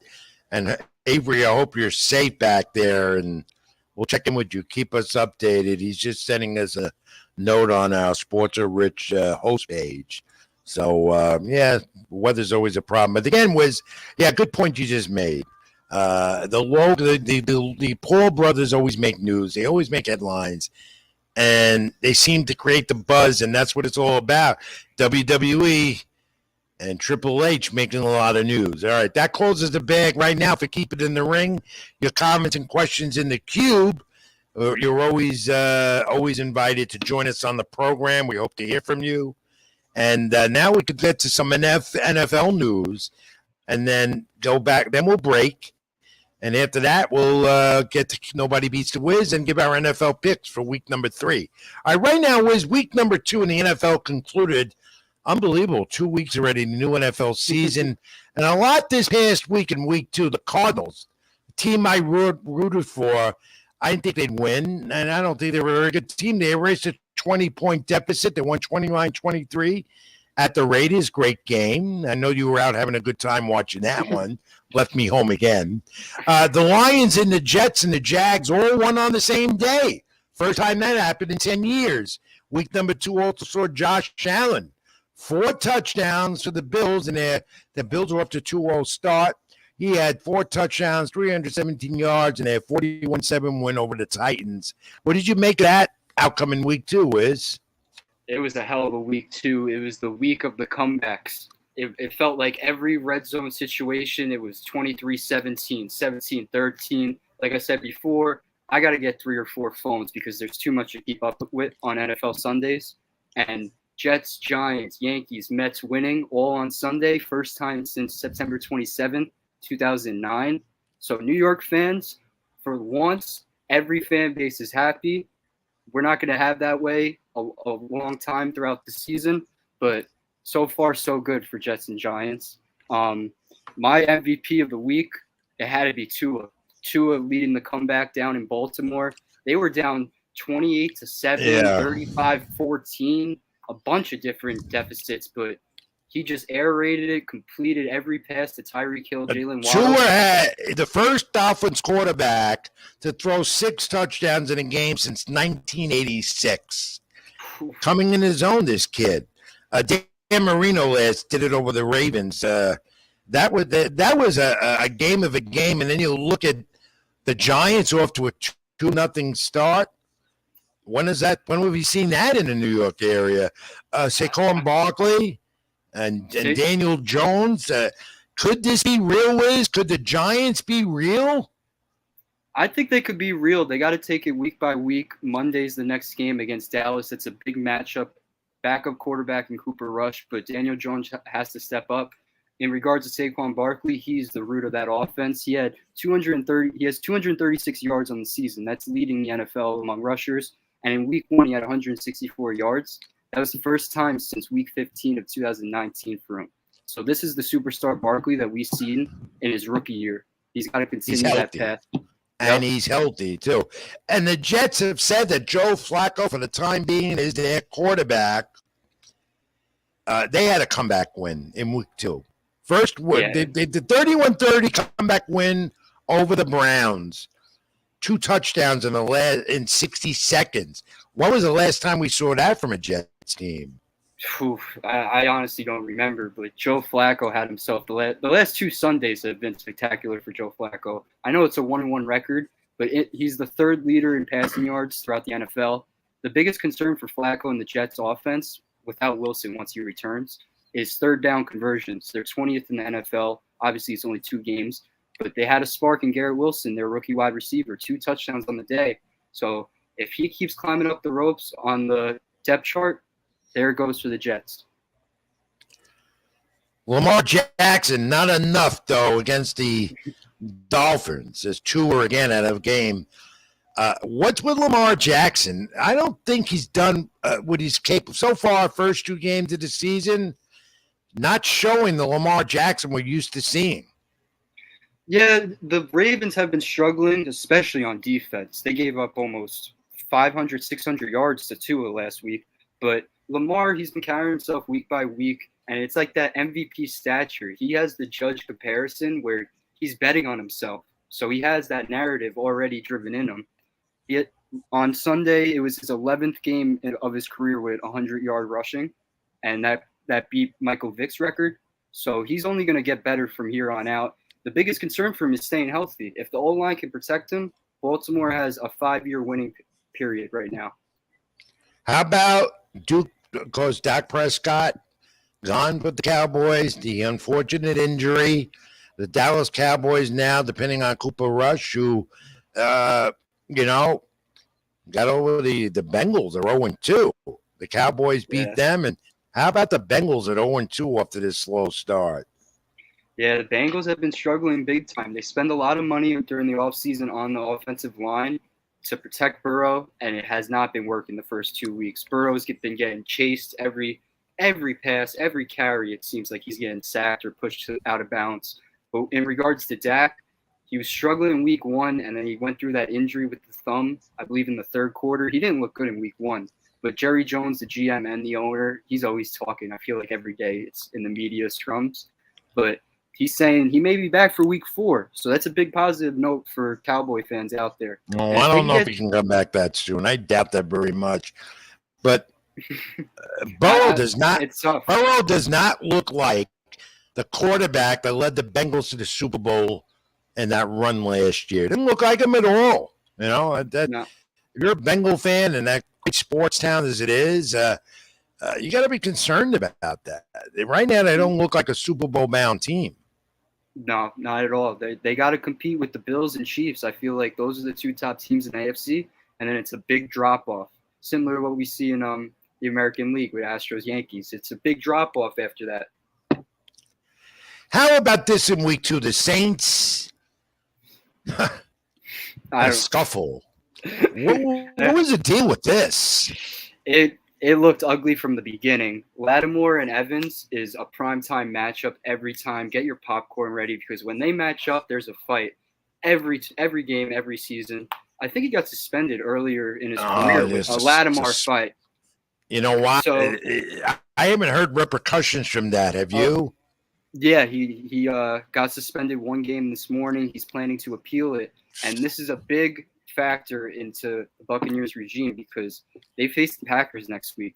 That could be an NFC Championship matchup. Yeah, you know what? I know it's week 3, but that was a vicious scuffle. And I watched highlights of that. I watched the game live, and they went at it. Punches were thrown. That was vicious. I mean, no need for that. In baseball, you see it more often, and in the NFL, So I'm glad the commissioners and the league enforcement they batten the hatches on that stop it because there's no need for it. That was ugly. That really was. Someone can get hurt.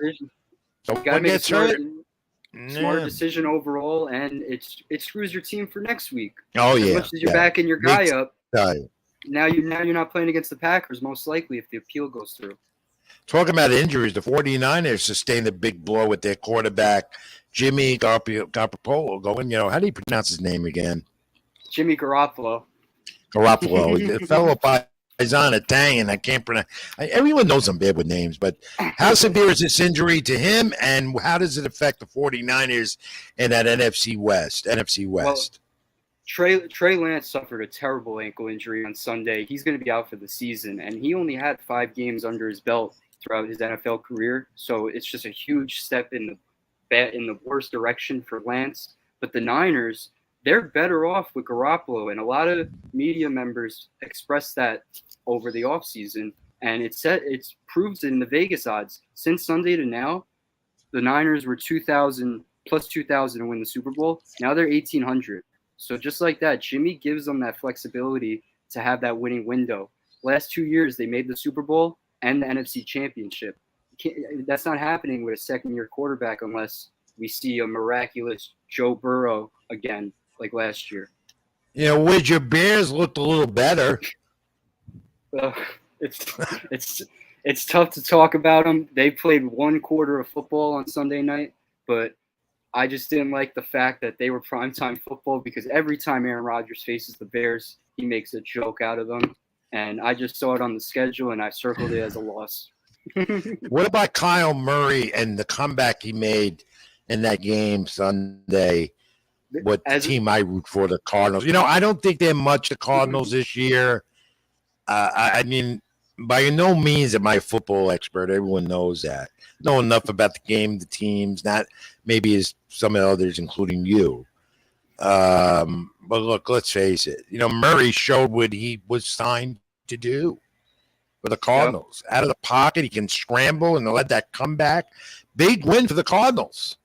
Huge win for the Cardinals. Going 0-2 to start your season, the playoff window, it shatters from there. And the Bengals are in that situation right now. The Raiders are in that situation right now. But in regards to the Cardinals, that's what Murray got paid for. Like you said, he's a highlight reel. On the 2-point conversion, he ran 86 yards. The ball was at the 3-yard line. For him to run basically a football field for 3 yards, that's incredible. Right. The biggest concern is if they can compete with the NFC West. And right now, I don't think so. No, I don't either.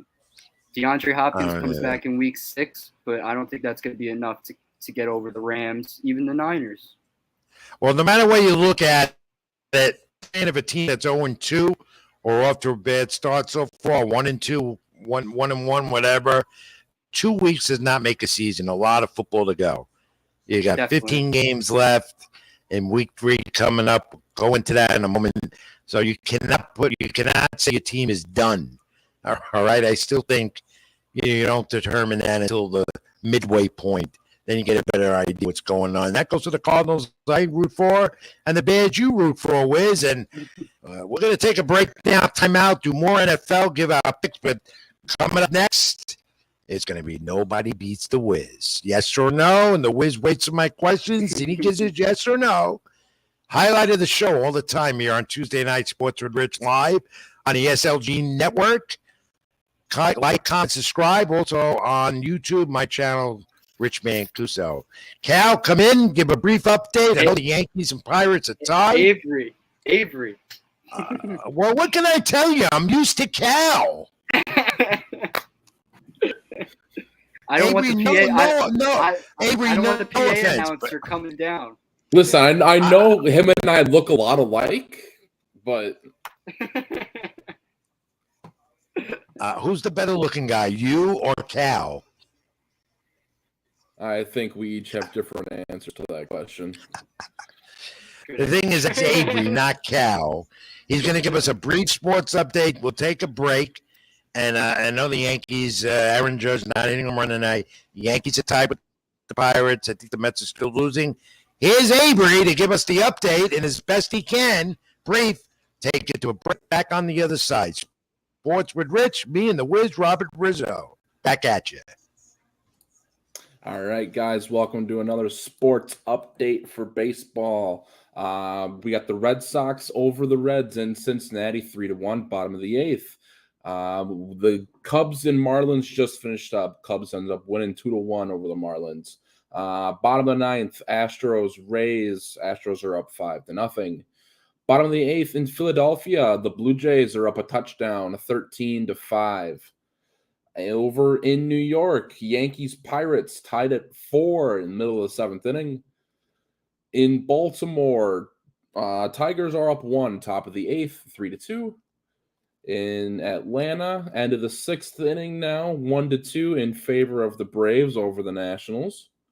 In the top of the sixth inning, we have the Mets-Brewers matchup in Milwaukee. Brewers are currently leading 4-0. Angels-Rangers, middle fifth inning. Angels are currently up 2-1. Bottom of the fifth inning in Kansas City, a little resurgence here. Royals are up 4-3 in the fifth inning. Bottom second here, White Sox Guardians in the south side of Chicago. Guardians are up 1-0 in the bottom of the second.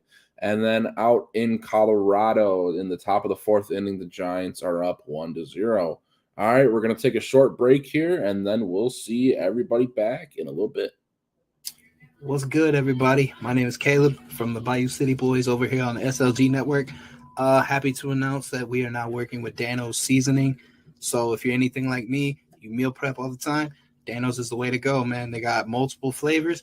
Hit them up. Be sure to use our code SLG Network. Appreciate every single one of y'all. Peace.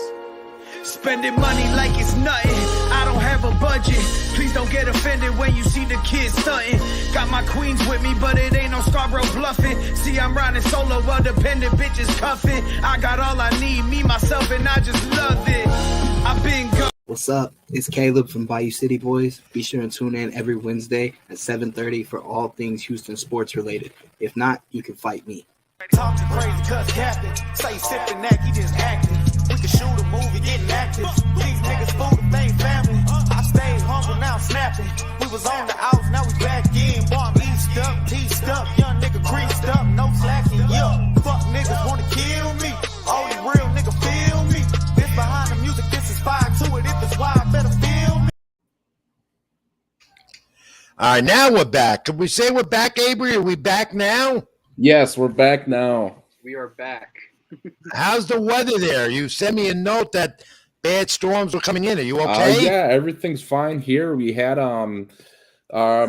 my girlfriend here went outside to look at the damage. We actually had about 1.5 inch size hail coming down. Where are you? Where are you? I live in St. Paul. Oh, okay. So Wow. we're up. Weather we're all up. over the country. Yeah. Yeah. I hope you're okay. Yeah, Our everything's connection fine. is still good. Yep. Stay safe, everything's my good. friend.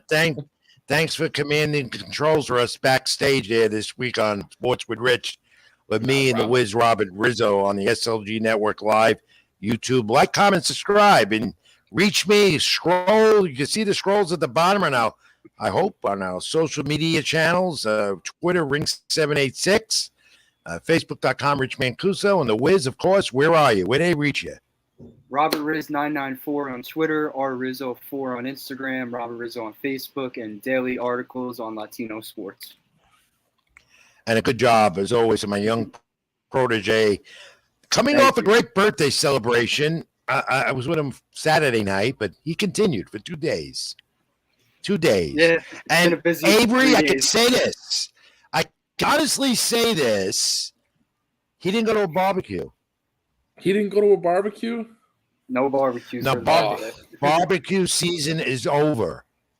Retired. It's never over. So happy birthday again to that guy. Thank The you. Wiz, Robert Rizzo. All right. Thank you, Avery. Catch you in a little while again. And Riz, here we go. All right.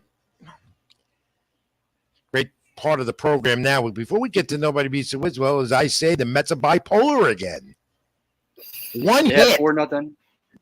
4-0, one measly hit. The bipolar Mets again. The Braves are winning in the 6th inning. First place will be tied again tonight. And I still stand to it. I will say it.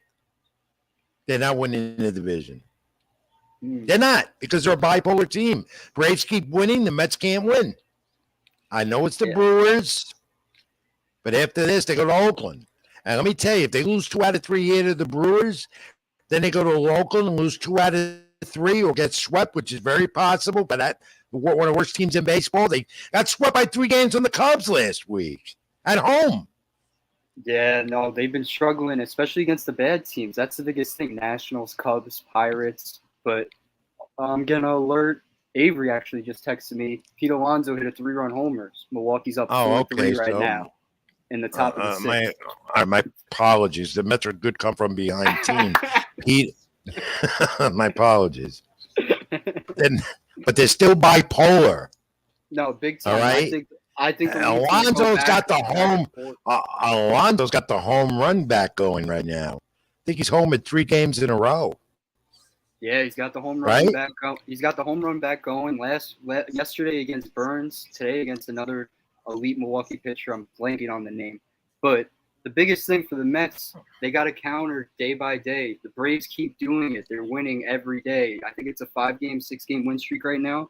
They don't fall asleep on these weak opponents, and that's the biggest difference right now with the Mets. Alonso hit the home run off Boxberger, he's horrible for them out of the Brewers bullpen, and that was home run number. Well, now he's got over 120 ribbies. He's got 37 homers, and he's got 121 RBI. So, not bad. No, not bad. Is he going to get votes for NL MVP? He will. He won't win it, but he will. Yeah. All right. He'll get votes between Freeman and Goldie. Yeah. That's the issue. You got 2 corner guys in St. Louis that are very much in the running. Well, Freddie Freeman too, the Brave with the Dodgers. There's so much talent in the National League. It's incredible. I know. All right. And there's talent here with you every week. That's the Wiz Robert Rizzo, and this is my favorite time of week. I think he likes it too. Yes or no? It's time for Nobody Beats the Wiz. I'll put it on up, Avery. Let's hear some music if we have it. It's I wanted to bring it up. John Sterling's Oswald Cabrera call. He says the Wizard of Oz. Yeah. Yeah, well, you are my whiz here on the program. The Lion. We're going to change this soon. We're going to get a right tune to it as well. A couple of our supporters have got to me and said they're going to come up with a tune, the right one that we'll play. But Nobody Beats the Wiz here on Sports with Rich. All right, yes or no? That's how it goes. Here we go. And the first thing I have to ask you, Wiz, Nobody Beats the Wiz. Now, you've been to Citizens Bank Ballpark for the first time, and last week you got a taste of Great American Ballpark. 2 of the newer ones, they're not new no more, but 2 of those, modern-day ballparks in Major League Baseball. Which one you like the best, Citizens or Great American Ballpark? What do you think, yes or no?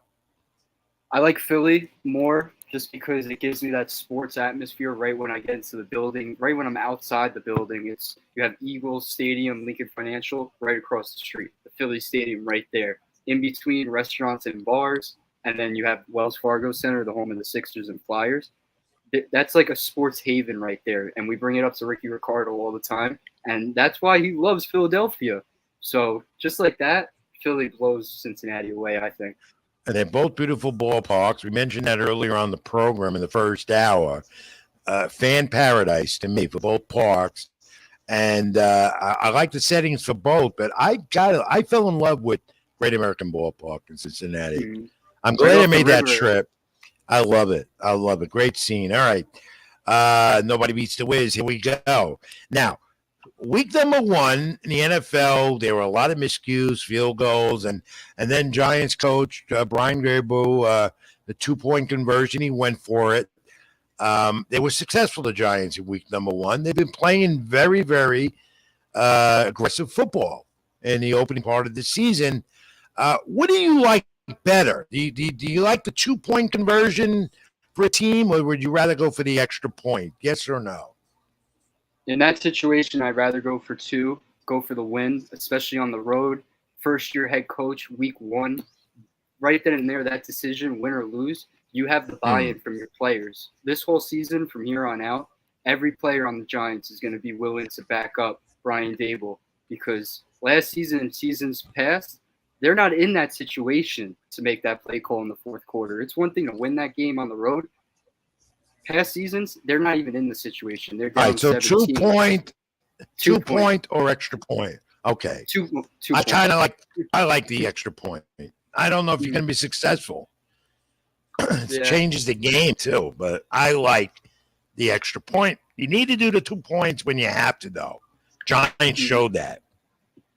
Nobody beats the Wiz. NFL, stick to that. Yes or no? Passing, rushing, or a shootout or defense, what do you like best in an NFL game? You watch them every week. You love it. Passing, rushing, or shootout. Defense. You got to go with a shootout. Shootout's the best. Every play, it's a highlight. Like the one you saw, like what you saw with Josh Allen. You like 4 touchdown passes, or Patrick Mahomes with 5. You like that? Yeah, they're lighting up the stat sheets. I just wish they played closer games, because Chiefs are blowing teams out. The Bills are blowing teams out, but the stats stay the same. Diggs had 3 touchdowns last night. Whoever has him on fantasy, oof. I know I like a good defensive football game. I don't like all that passing. I don't like it. College or pro, I like a good defensive game. As a Bears fan, I've seen a lot of good defensive games, but in the middle, nothing with offense. As a Cardinal fan, I don't know what I'm going to get. All right? Nobody beats the Wiz. And we talk about the NFL East that I call the NFL least, but the Giants, after that 2-0 start, might change things a little bit. Cooper Kupp, all right? Yes or no? Can he lead these Cowboys now past the perennial, the Giants and Eagles, especially the Eagles? That's the rivalry. That's a tough one.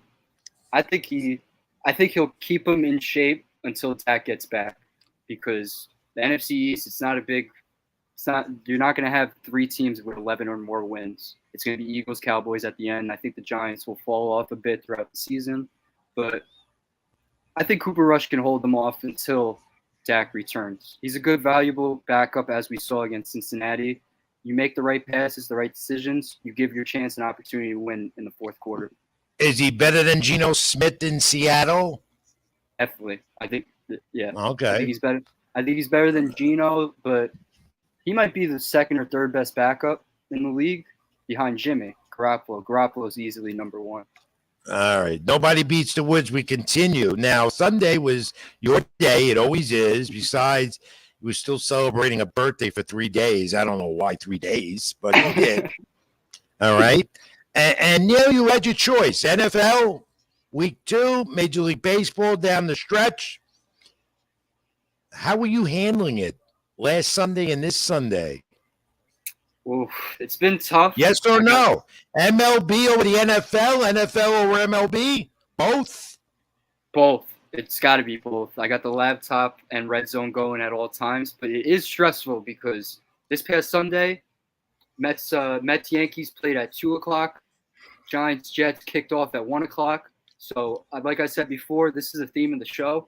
Rizzo needs like 3 or 4 phones to keep up with everything. Well, you know what, Wiz? Let me give you a hint, okay? You're young enough to learn now. Don't get to where I am, all right?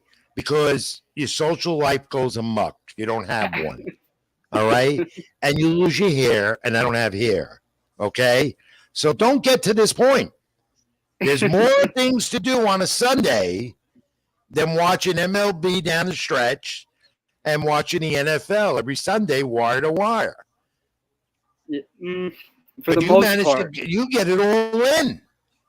I get it all in, but the worst part of the day is when the Bears come on, because I know it's everything negative. All right. You're loyal to your teams. That's understandable. And you're a major sports nut like a lot of other people. All right. All right. yes or no? Now, I have heard that the Wiz likes to cook, which is hard to believe because he's always eating hamburgers, cheeseburgers, and pizza. That's his diet. And iced coffee. That's his drink. All right.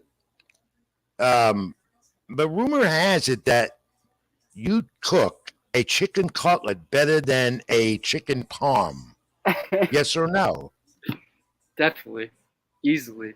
Chicken cutlets, number one. Anyone who knows me is chicken cutlets. Well, how come you've never passed a dish to me? I don't know. Personal foul. Personal foul. 15 yards. You got it. All right. All right. So chicken cutlet, then over chicken parm. Yeah. Right. Definitely. All right. And finally, before we close the book this week on Nobody Beats the Wiz, yes or no? I've done a lot of driving with you the last few weeks, especially this last week. Is your GPS that reliable in that car? Yes or no? It's the best app I can get. The Waze app, people out there know it. Cops, they give the notifications when police officers are ahead. The speed limit changes. And for 10 hours, for the Bluetooth voice to be going off, they got good filters for the voice. You could fix it. Oh, okay. That's the hint. That's the hint. Because you can't have that annoying voice for 10 hours. Yeah. Well, one day that GPS is going to get you lost. Definitely. Has it ever got you lost? Yes or no? Never got me lost. The iPhone app, the Maps app, has gotten me lost multiple times, but not Waves. They may get you lost and go to the wrong ballpark. That's happened to me. I don't drive no more because my vision is out. But when that GPS takes you to the wrong ballpark, you're in trouble. Big time. All right. We have it. The GPS works for the Wiz and everything else. That closes it this week for another edition of Nobody Beats the Wiz. We do it again each and every week here on the program. Sports with Rich live on the SLG Network, YouTube. Like, comment, and subscribe. Will you? Please. We appreciate the support. All right, let's go quickly now to the NFL. Week number 3. We'll give some picks. Let's bring Avery in, not Cal, Avery. Let's go around the horn a little bit with some significant games we look at and a little more. All right, Avery, let's do this real quick. Let's look first at a matchup I like, Steelers-Browns in week 3. And you know what? The Browns are coming off that tough loss to the Jets. The Steelers, to me, are just not the same Steelers without Roethlisberger. Week 3, I got the Browns. All right, let's give out picks quickly, briefly. Go ahead, Avery. I like the Steelers in this matchup. I think the Steelers' defense is better. I agree. All right, Wiz. I agree with Avery. I got the Browns. I just don't. You said Steelers? Yeah, I got Steelers. I have it on my notes. But the biggest concern for me is TJ Watt, if he's going to play or not with the torn pec. But Najee Harris, if that's the ultimate factor, because I don't think Trubisky's all that. So I'm taking Steelers. Now you remember now, this is Tuesday, so we're giving picks real early.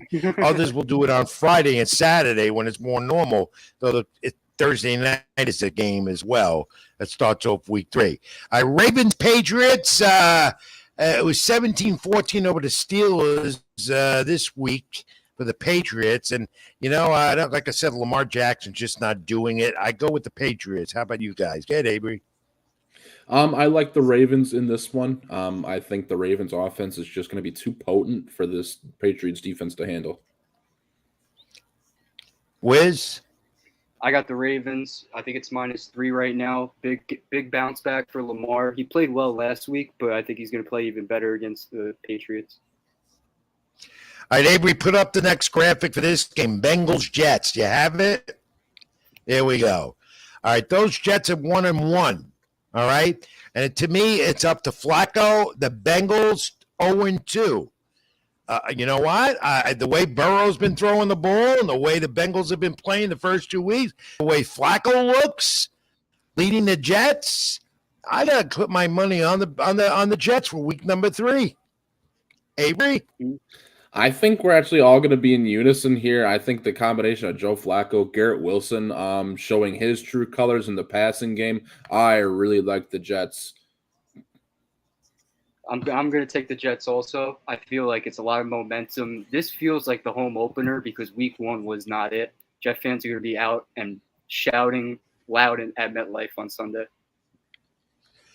Texans Bears. Your Bears, Wiz. Oof. All right. They lost to the Packers 27-10. The Texans, I don't know much about them. I really haven't studied them much. I'm going to give you a Bears a shot. I give them the win Sunday. Don't ask me why. I just think Justin Fields is going to have a good game. Avery? I also like the Bears. I watched the Texans game last week against Denver. It was defensive back and forth, but the Texans were only able to put up 3 field goals the whole game. I like the backfield running combo of Justin Fields and David Montgomery. Nice pick. You know I'm going to take the Bears. It's just a matter on the points. Right now they're favored by 2.5.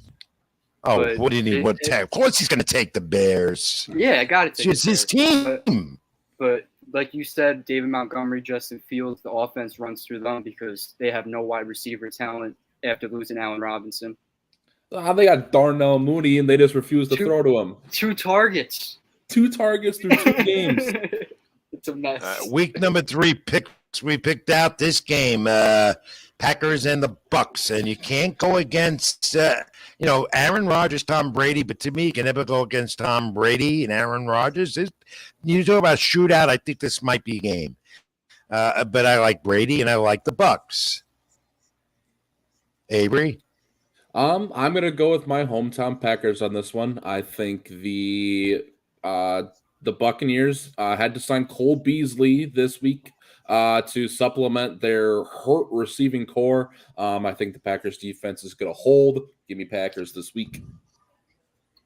I hate betting the Packers, but this week I'm taking them. I feel like losing Mike Evans. I don't think he's going to get the appeal process done. So I think they're going to be out with Evans. And I'm taking the Packers, but quick note, this could be the last matchup between Rodgers and Brady. Big implications here because who knows what happens in January.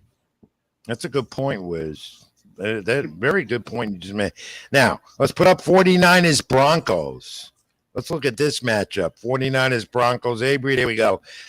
The 49ers are if they win over Seattle.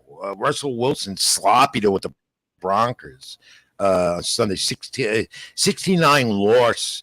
The Broncos won, didn't they? Did they win that game, Wiz? Yep. Yeah, they won 69 over the Texans, right. I stand to be corrected.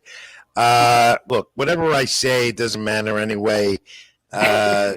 Niners are hurting the quarterback now with the injury. I like Russell Wilson is just too damn good not to win this game. I like the Broncos in this matchup as well. I think Russell is going to bounce back with a vengeance after a sloppy showing last week. And even though the Niners are better with Jimmy G, he's a backup for a reason. Good point. I also like the Broncos. I believe it's in Denver, so the mile-high altitude is definitely going to factor them. And first 3 weeks, Niners had to deal with the rainstorm in Chicago, and now a mile high. That's a tough September out of the gate, and now you're with your backup. I'm taking Broncos. Monday night, good game, NFC East.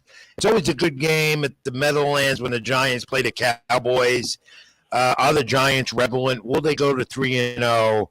Passing and defense looks so much better for the Giants under a new regime.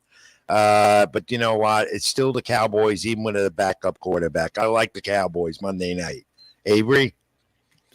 I don't know. I think the Giants are starting to pull themselves together, pull them up by the bootstraps. Saquon had a day on Sunday. And I think if he can even get close to that kind of production again, I think the Giants are going to have a good chance. Definitely. I got the Giants also. Big rivalry game, big implications for the division. But Daniel Jones versus Cooper Rush, Monday Night Football, that's just a terrible primetime slot. But I'm taking Cowboys. All right, there are other games, of course, on the docket that begin Thursday night. Briefly, this is what I like. Well, just real quick, I'll tell you, I like the Titans over the Raiders, the Chiefs over the Colts. I'm a Patrick Mahomes. I just love to watch him play, and I think that's a win for them. The Bills over the Dolphins, NFC East. I like that. Good early matchup at quarterback in that game. Vikings over the Lions. I like the Eagles and Carson Wentz over Washington. The Eagles looking good with Wentz at quarterback. I like the Saints over the Panthers, the Chargers over the Jags, and the Rams over those Arizona Cardinals. Guys, real quick, out of any of those games, who do you like? You go first, Avery. All right. I think Buffalo-Miami is going to be a really interesting matchup. I think with those two high horsepower offenses, and we're talking outscoring the Rams Chiefs game from those couple of years back where they put up 100 points combined. Another game I like is I like Philly at Washington. I think Hurts is going to have a day, but I think Wentz looks to bounce back. Riz, what you think? For now, my big games to watch and the picks, I got Bills, Dolphins. I'm going to take the Bills. I think it's 5.5 right now. They're going to keep carrying momentum. I got Chiefs over the Colts. I just don't like that matchup. You got Mahomes versus Matt Ryan. -6.5. I'm taking the Chiefs. Saints versus Panthers. I think that could be a big, big teaser type of game because at the end of the day, not a lot of offense for both teams. Jameis Winston struggled in the second half last week. I'll take the Saints -3, but I think it's going to be a tight one. And Jags Chargers, that's a big toss up. I don't know if Herbert's healthy, but I'm still going to go with the Chargers. A lot of talent on offense. And guys, I like going in the first 2 weeks, and I look for them in week 3. Those Buffalo Bills look unbeatable, and that's because of Josh Allen. We said that on our preview show 2 weeks ago, so I'm looking for another Bills win, even though the Dolphins are coming off a nice win with their quarterback. But I like that matchup. That would be my game to watch, Bills over the Dolphins. All right, Avery, thank you. Thanks for your we'll get you back in a little while to wrap it up in a moment. All right, Wiz, let's do some college football. AP poll comes out. Alabama, Georgia, 1-2. And, and the Irish won, Notre Dame. And how about Bryce Young, Alabama, with his 3 touchdowns this weekend? He continues to be the front runner of the Heisman to me. He won it last year. The big game was last Saturday against Texas. They were down by, I believe, a possession with like 3 minutes to go in the fourth. And he finished the day 27-39 with 213 passing yards. But since 2021, I believe it's 21 games, he only has 2 losses. So Bryce Young, he's carrying Alabama year in and year out. And it just reminds you of the Jalen Hurts, the Mac Jones, the Tua eras of Alabama. Now Bryce Young, he's having his own winning window at Bama. And it's really a joy to watch every Saturday. And Marcus Freeman, good rebounder for loss from last week. Notre Dame, that upset with Marshall. Marshall upset them. Yeah, that was a big upset. I believe it was the home opener, too, because they lost to Ohio State the first week. So they're 1-2 on the season. They were ranked 5 going into the season, and their schedule lightens up from here on out. November is kind of a gauntlet for them. In a 3-week span, they versed Clemson and USC, 2 teams that can finish within the top 7. And I'll tell you, that Marshall loss to the Irish loss to Marshall could hurt them down the line when it comes to the College Bowl Championship Series in January. That could have an impact. But they rebounded nice this past weekend. We'll see where it goes. All right, Wiz, we'll close it up with the football talk, and we're going to take one final break, come back, wrap it up with some this and that. Avery's going to come back briefly with a quick update, take a look at the Mets, the Yankees, and other relevant games in Major League Baseball tonight. You're watching Sports with Rich. I'm Rich Mancuso. That's Wiz Robert Rizzo. Live on the SLG Network and YouTube. Like, comment, and subscribe. Back after this brief break, here's Avery with that brief update as well. All right, thanks, guys. We'll see you in a minute. All right, so last sports update tonight. Red Sox and Reds are in the bottom of the 9th inning. Red Sox up 5-2. Cubs, Marlins finished up. Cubs get the win, 2-1. Astros finished up against Tampa Bay. They win 5-0. In the top of the ninth, in Philadelphia, the Blue Jays are up 14-10. I think this is starting to be a football matchup. We're not talking baseball anymore here. Top of the eighth in New York, Pirates are up 5-4. Bottom of the ninth inning in Baltimore, Tigers are leading they're leading by 1. Score is 3-2. Top of the eighth in Atlanta, Nationals are losing 1-2. Top of the seventh inning in Milwaukee, Brewers lead the Mets 4-3. Top of the sixth inning, Rangers are leading the Angels. Angels are leading the Rangers 5-2. Bottom of the sixth inning in Kansas City, Twins and Royals are knotted at 4. End of the fourth inning here, Guardians up 1-0 on the White Sox. And at the top of the sixth inning out in Colorado, Giants are still up 1-0. Mariners and Athletics are knotted up at 0, top of the second. And the Padres are up 2-0 on St. Louis in the top of the second. We'll see you guys here in 30 seconds. What's good, everybody? My name is Caleb from the Bayou City Boys over here on the SLG Network. Happy to announce that we are now working with Dano's Seasoning. So if you're anything like me, you meal prep all the time, Dano's is the way to go, man. They got multiple flavors. Hit them up. Be sure to use our code SLG Network. Appreciate every single one of y'all. Peace. Spending money like it's nothing. I don't have a budget. Please don't get offended when you see the kids stunting. Got my queens with me, but it ain't no Scarborough bluffing. See, I'm riding solo while dependent bitches cuffing. I got all I need, me, myself, and I just love it. I've been gone. Back sports with Rich, 10 p.m. a little after Eastern. We're on 8 to 10, a little more. Live every Tuesday night on the SLG Network and here on YouTube. Like, comment, and subscribe also to my channel, Sports with Rich. There he is. Where's Robert Rizzo? Great 2 hours or more so far. We're going to wrap it up now in a moment. Some odds and ends. Wiz, the Pirates, the pesky Pirates, I heard in the Yankees tonight. No Aaron Judge home run off Clay Holmes. You know, the Yankees are going with whatever they can out of that pen, which is shaky. Very shaky. Kid Castro, the Pirates, hit a home run. We've seen enough of the Pirates the last week. We even drove to Cincinnati to see the Pirates. But I know. It must be stated, O'Neal Cruz, future superstar, not just on the Pirates, but he could be the face of baseball in years to come. You know what? You know, the Pirates are doing a job on the Yankees now. The Mets, as we heard from Avery, Brewers are up 4-3 in the 7th. The Braves are on their way maybe to another win. So that division, again, National League East, Mets, Braves could go be a tie again. You know, I mean, I believe with a Braves win tonight, they clinch a playoff spot. So it's just funny how baseball goes. The Mets clinch and the Braves are right there. The next day, the Braves clinch as they're right there. You got to love it. I'm sticking by it again. The Mets won't be in first place. They're not winning this division. Go to Oakland, they're going to lose. I said it again. I said it earlier. I'll say it again. And this series with Milwaukee, if they lose 2 out of 3, you know, they don't have first place. Then they go to Oakland. They come back and play the lowly Marlins. The final 2 at Citi Field. Then they go to Atlanta. They could be out of first place by then for sure. Oh, for sure. We'll see. Well, you know, DeGrom, Scherzer in those 2 games, it's set up that way. So let's see. A week from today, when we're back on the show, I think it's going to be a 1-2 game lead at most. Either way, I think it's going to be like that until the end, and it's going to get decided in Atlanta.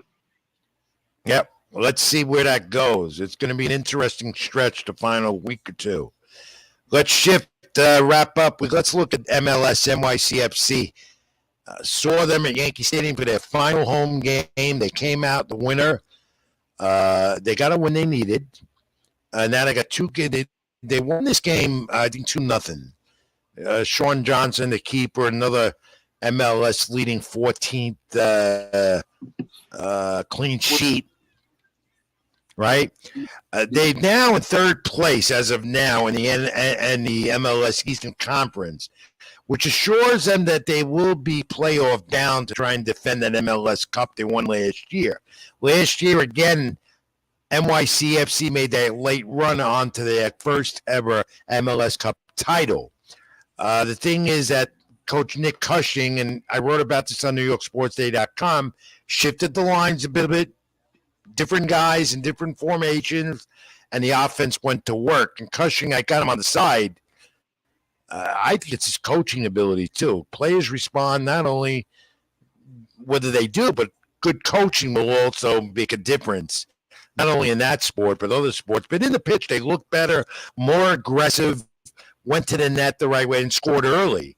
And they haven't done that in the last month during that losing streak. So now 2 games left. Saturday at Orlando, and their other home venue, Red Bull Arena crossing the Hudson River in Patterson, New Jersey. Then they end up in Atlanta. Then it's to the MLS postseason. They look to stay in third place so they could have a home playoff game. That's how it works, a knockout type of situation. So they want to come out and win their final 2 to assure that. Home field advantage to NYCFC with that fan base is very, very important. 30,000 in Yankee Stadium Saturday, which that was about a record there for them at home. That's impressive. And we say all the time, NYCFC's fan base is one of a kind because they travel no matter the stadium. New Jersey, Queens, the Bronx. They pack that stadium out. Yeah. And you hear and they're rabid fans. They're rabid. They don't get up. They stay with them. They make a lot of noise. And that's the first time I've witnessed that at one of their home games at Yankee Stadium. Those fans did not sit. Those fans were loud from the beginning to the final whistle. So NYCFC making their push.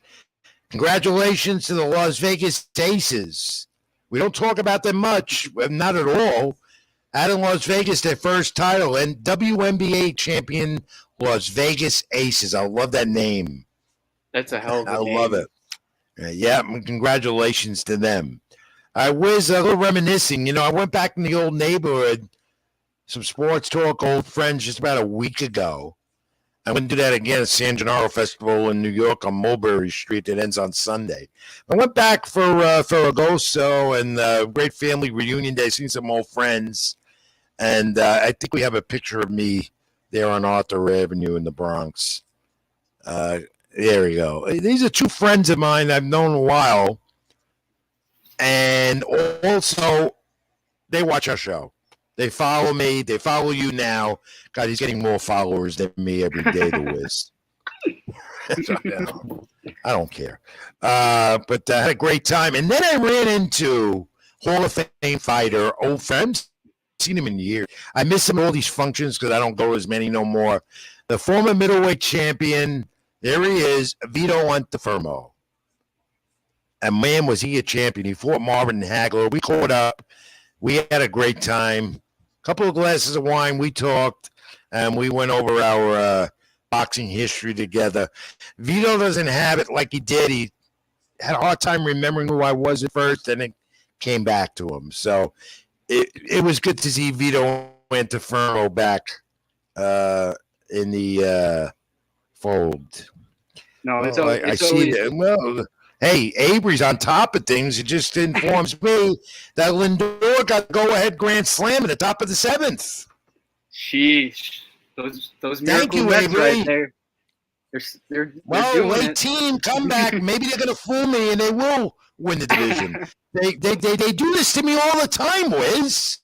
The Mets never – they always do this to me. I count this bipolar team out, and then they come back with these late-game wins. They wait for your answer, and then they come back. Well, they need to win this series, and guarantee they win this, take 2 out of 3. And if they can go to Oakland and sweep them, then, you know, the Braves have more of the pressure than them. So it looks like right now the Braves are winning and the Mets will get the win. It looks like right now, and that would be good for the Mets because they'll hang on to first place at least till tomorrow. That's 2 games. They'd be up 2 games. That's a big win. That would be big. Yeah, Ull's right. Big boost. That's a big boost on the Mets offense because on the last 2 days, Alonso and Lindor, I believe, have combined for 10 RBIs. Yeah, the So- bats are going. As we wind down this week, a great program. Thank Jason Schott again from BrooklynDigest.com on the scene at Yankee Stadium. So much info, NFL, everything else we did tonight. A great job as always, Wiz. Once again, happy birthday to you. And I have to, Cal, let's wish him a happy birthday again. Put that up. Not Cal, Avery. I'm sorry. The birthday barbecue, I don't think he had it. He was a good boy. He didn't go to a barbecue. He went without. He didn't go with me. At least I know. But I got to throw this out. I want to throw this out. I did some research. He's 23 years of age. When he gets my age, he's not going to remember birthdays no more. But he's enjoying it now. He's 23 years old. He doesn't look 23. Still looks like a baby. But I did my research and found out other famous birthdays besides his, other people on September 19th. And this is why he's the Wiz, because let me read the names. My good buddy Gio Gonzalez shares a birthday with the Wiz. And I told him that. I wish Gio a happy birthday. He answered me back. Gio doesn't watch a program. He's going to watch it now. He wished you a happy birthday. Okay? Appreciate that, Gio. The legendary, late, great Hall of Famer of the Reds, Joe Morgan, shared your birthday. Had a brain of a great baseball player, like you have a brain of a whiz. Joe Morgan. And why you are such a good writer? Because you share a birthday with Roger Engel, the great famous baseball author and journalist. So that explains why you're so. That's why you're so talented at what you do. It's funny how the world goes. And you share a birthday with a guy that you love and admire. I can't take your tweets. You get tweets all the time. I can't take it. And I like Ken. I talk to him every once in a while. You talk to him more than me. Ken Rosenthal, MLB and Fox. Not MLB no more. Fox and The Athletic. Ken Rosenthal, great writer, great reporter like you. Share a birthday with him, September 19th. How about the late and great Hall of Famer, former Dodger, Duke Snider? At one time, he was a New York Met in their inception in 1962. You share a birthday with him. You share a birthday with another great talent. Went to Fordham University with a lot of great broadcasters. Bob Popper, play-by-play caller for Giants football here in New York. I remember. You share a birthday with him. September 19th. Him and the only one I remember is Trey Young. I know Trey Young's birthday is on September 19th. Yeah. And you share a birthday with another great New York Yankee who pitched. Was it the perfect game or no hitter? Remember Jim Abbott? Yeah. At the anniversary. You share a birthday with him. And one more I came up with. We don't talk NHL much. We will, because NHL training camps will be coming up soon again. Rick DiPietro. Remember the Islander, Rick DiPietro? Yeah. You share a birthday with him. Great voice on the radio, too. You look at these names. No wonder why you got all this talent and why I call you the Wiz. September 19th. It's just funny the way things go. Well, look, that's an impressive list. Happy birthday, my friend. Once again, put it up again, Avery. Let's wish the Wiz a happy birthday. There we go. Until next year. God bless and keep up the great work, my friend. He is my young protege, the Wiz Robert Rizzo. He's here with me on Sports with Rich every Tuesday night, except when I take off or we miss for some reason. On the SLG Network Live and Sports with Rich also. Rich Mancuso on YouTube. Please like, comment, and subscribe. We appreciate your support. One more order of business before we close the shop. Come on in one more time, Avery. We need to give you the answer for the fact of the week. Remember, it's not trivia, and no one has answered in the cube. I don't know why. Maybe you're watching the Yankee. Whatever it is. I want to give away that Aaron Judge bobblehead. No one's going to get it tonight. It's here again next week, and by next week at this time, Aaron Judge will get that record 61 home run, American League record, surpassing Roger Maris in New York Yankees history. The question again is a fact, not a trivia question. Mark McGwire had 70 home runs in the 1998 season. Steroids or not, I believe he was steroid user. That's been known. And I want to know how many miles all those total compiled miles, those home run balls traveled. I gave a hint. It was enough to fly miles over Mount Everest.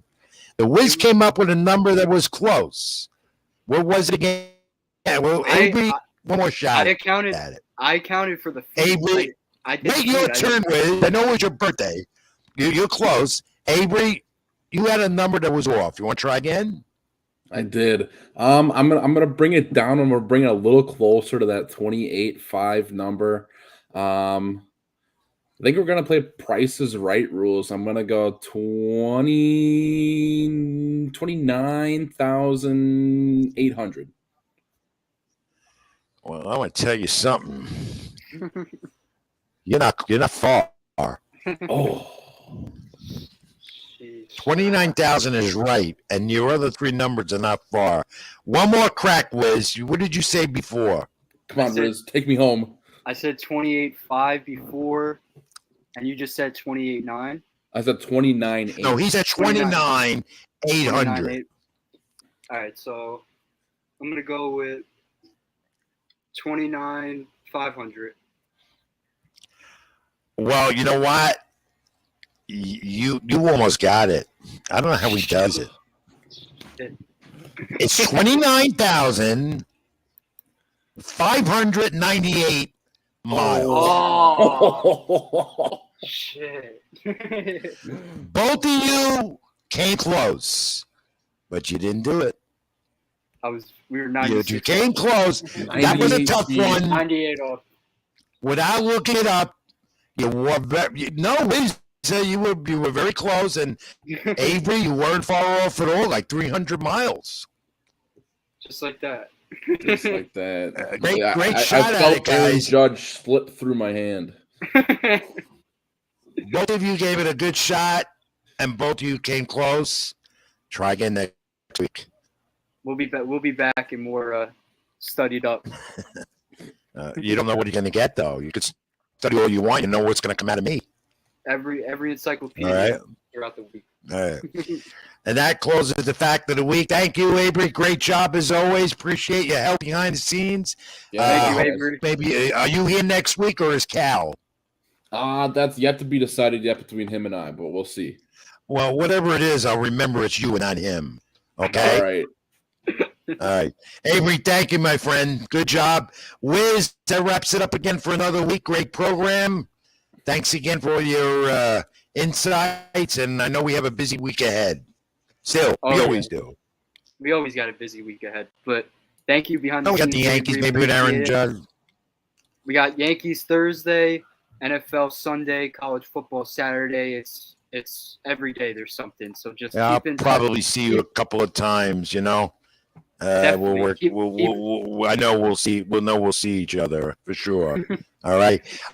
I could be reached at Ring786 at Twitter, Facebook.com, Rich Mancuso, among my social media outlets. Read my content on NewYorkSportsDay.com and LatinoSports.com, where we both write. Wiz, where do they reach you? Follow me on Twitter, RobertRiz994, Instagram, RRizzo4, Facebook, Robert Rizzo, and catch all my daily content on Latino Sports.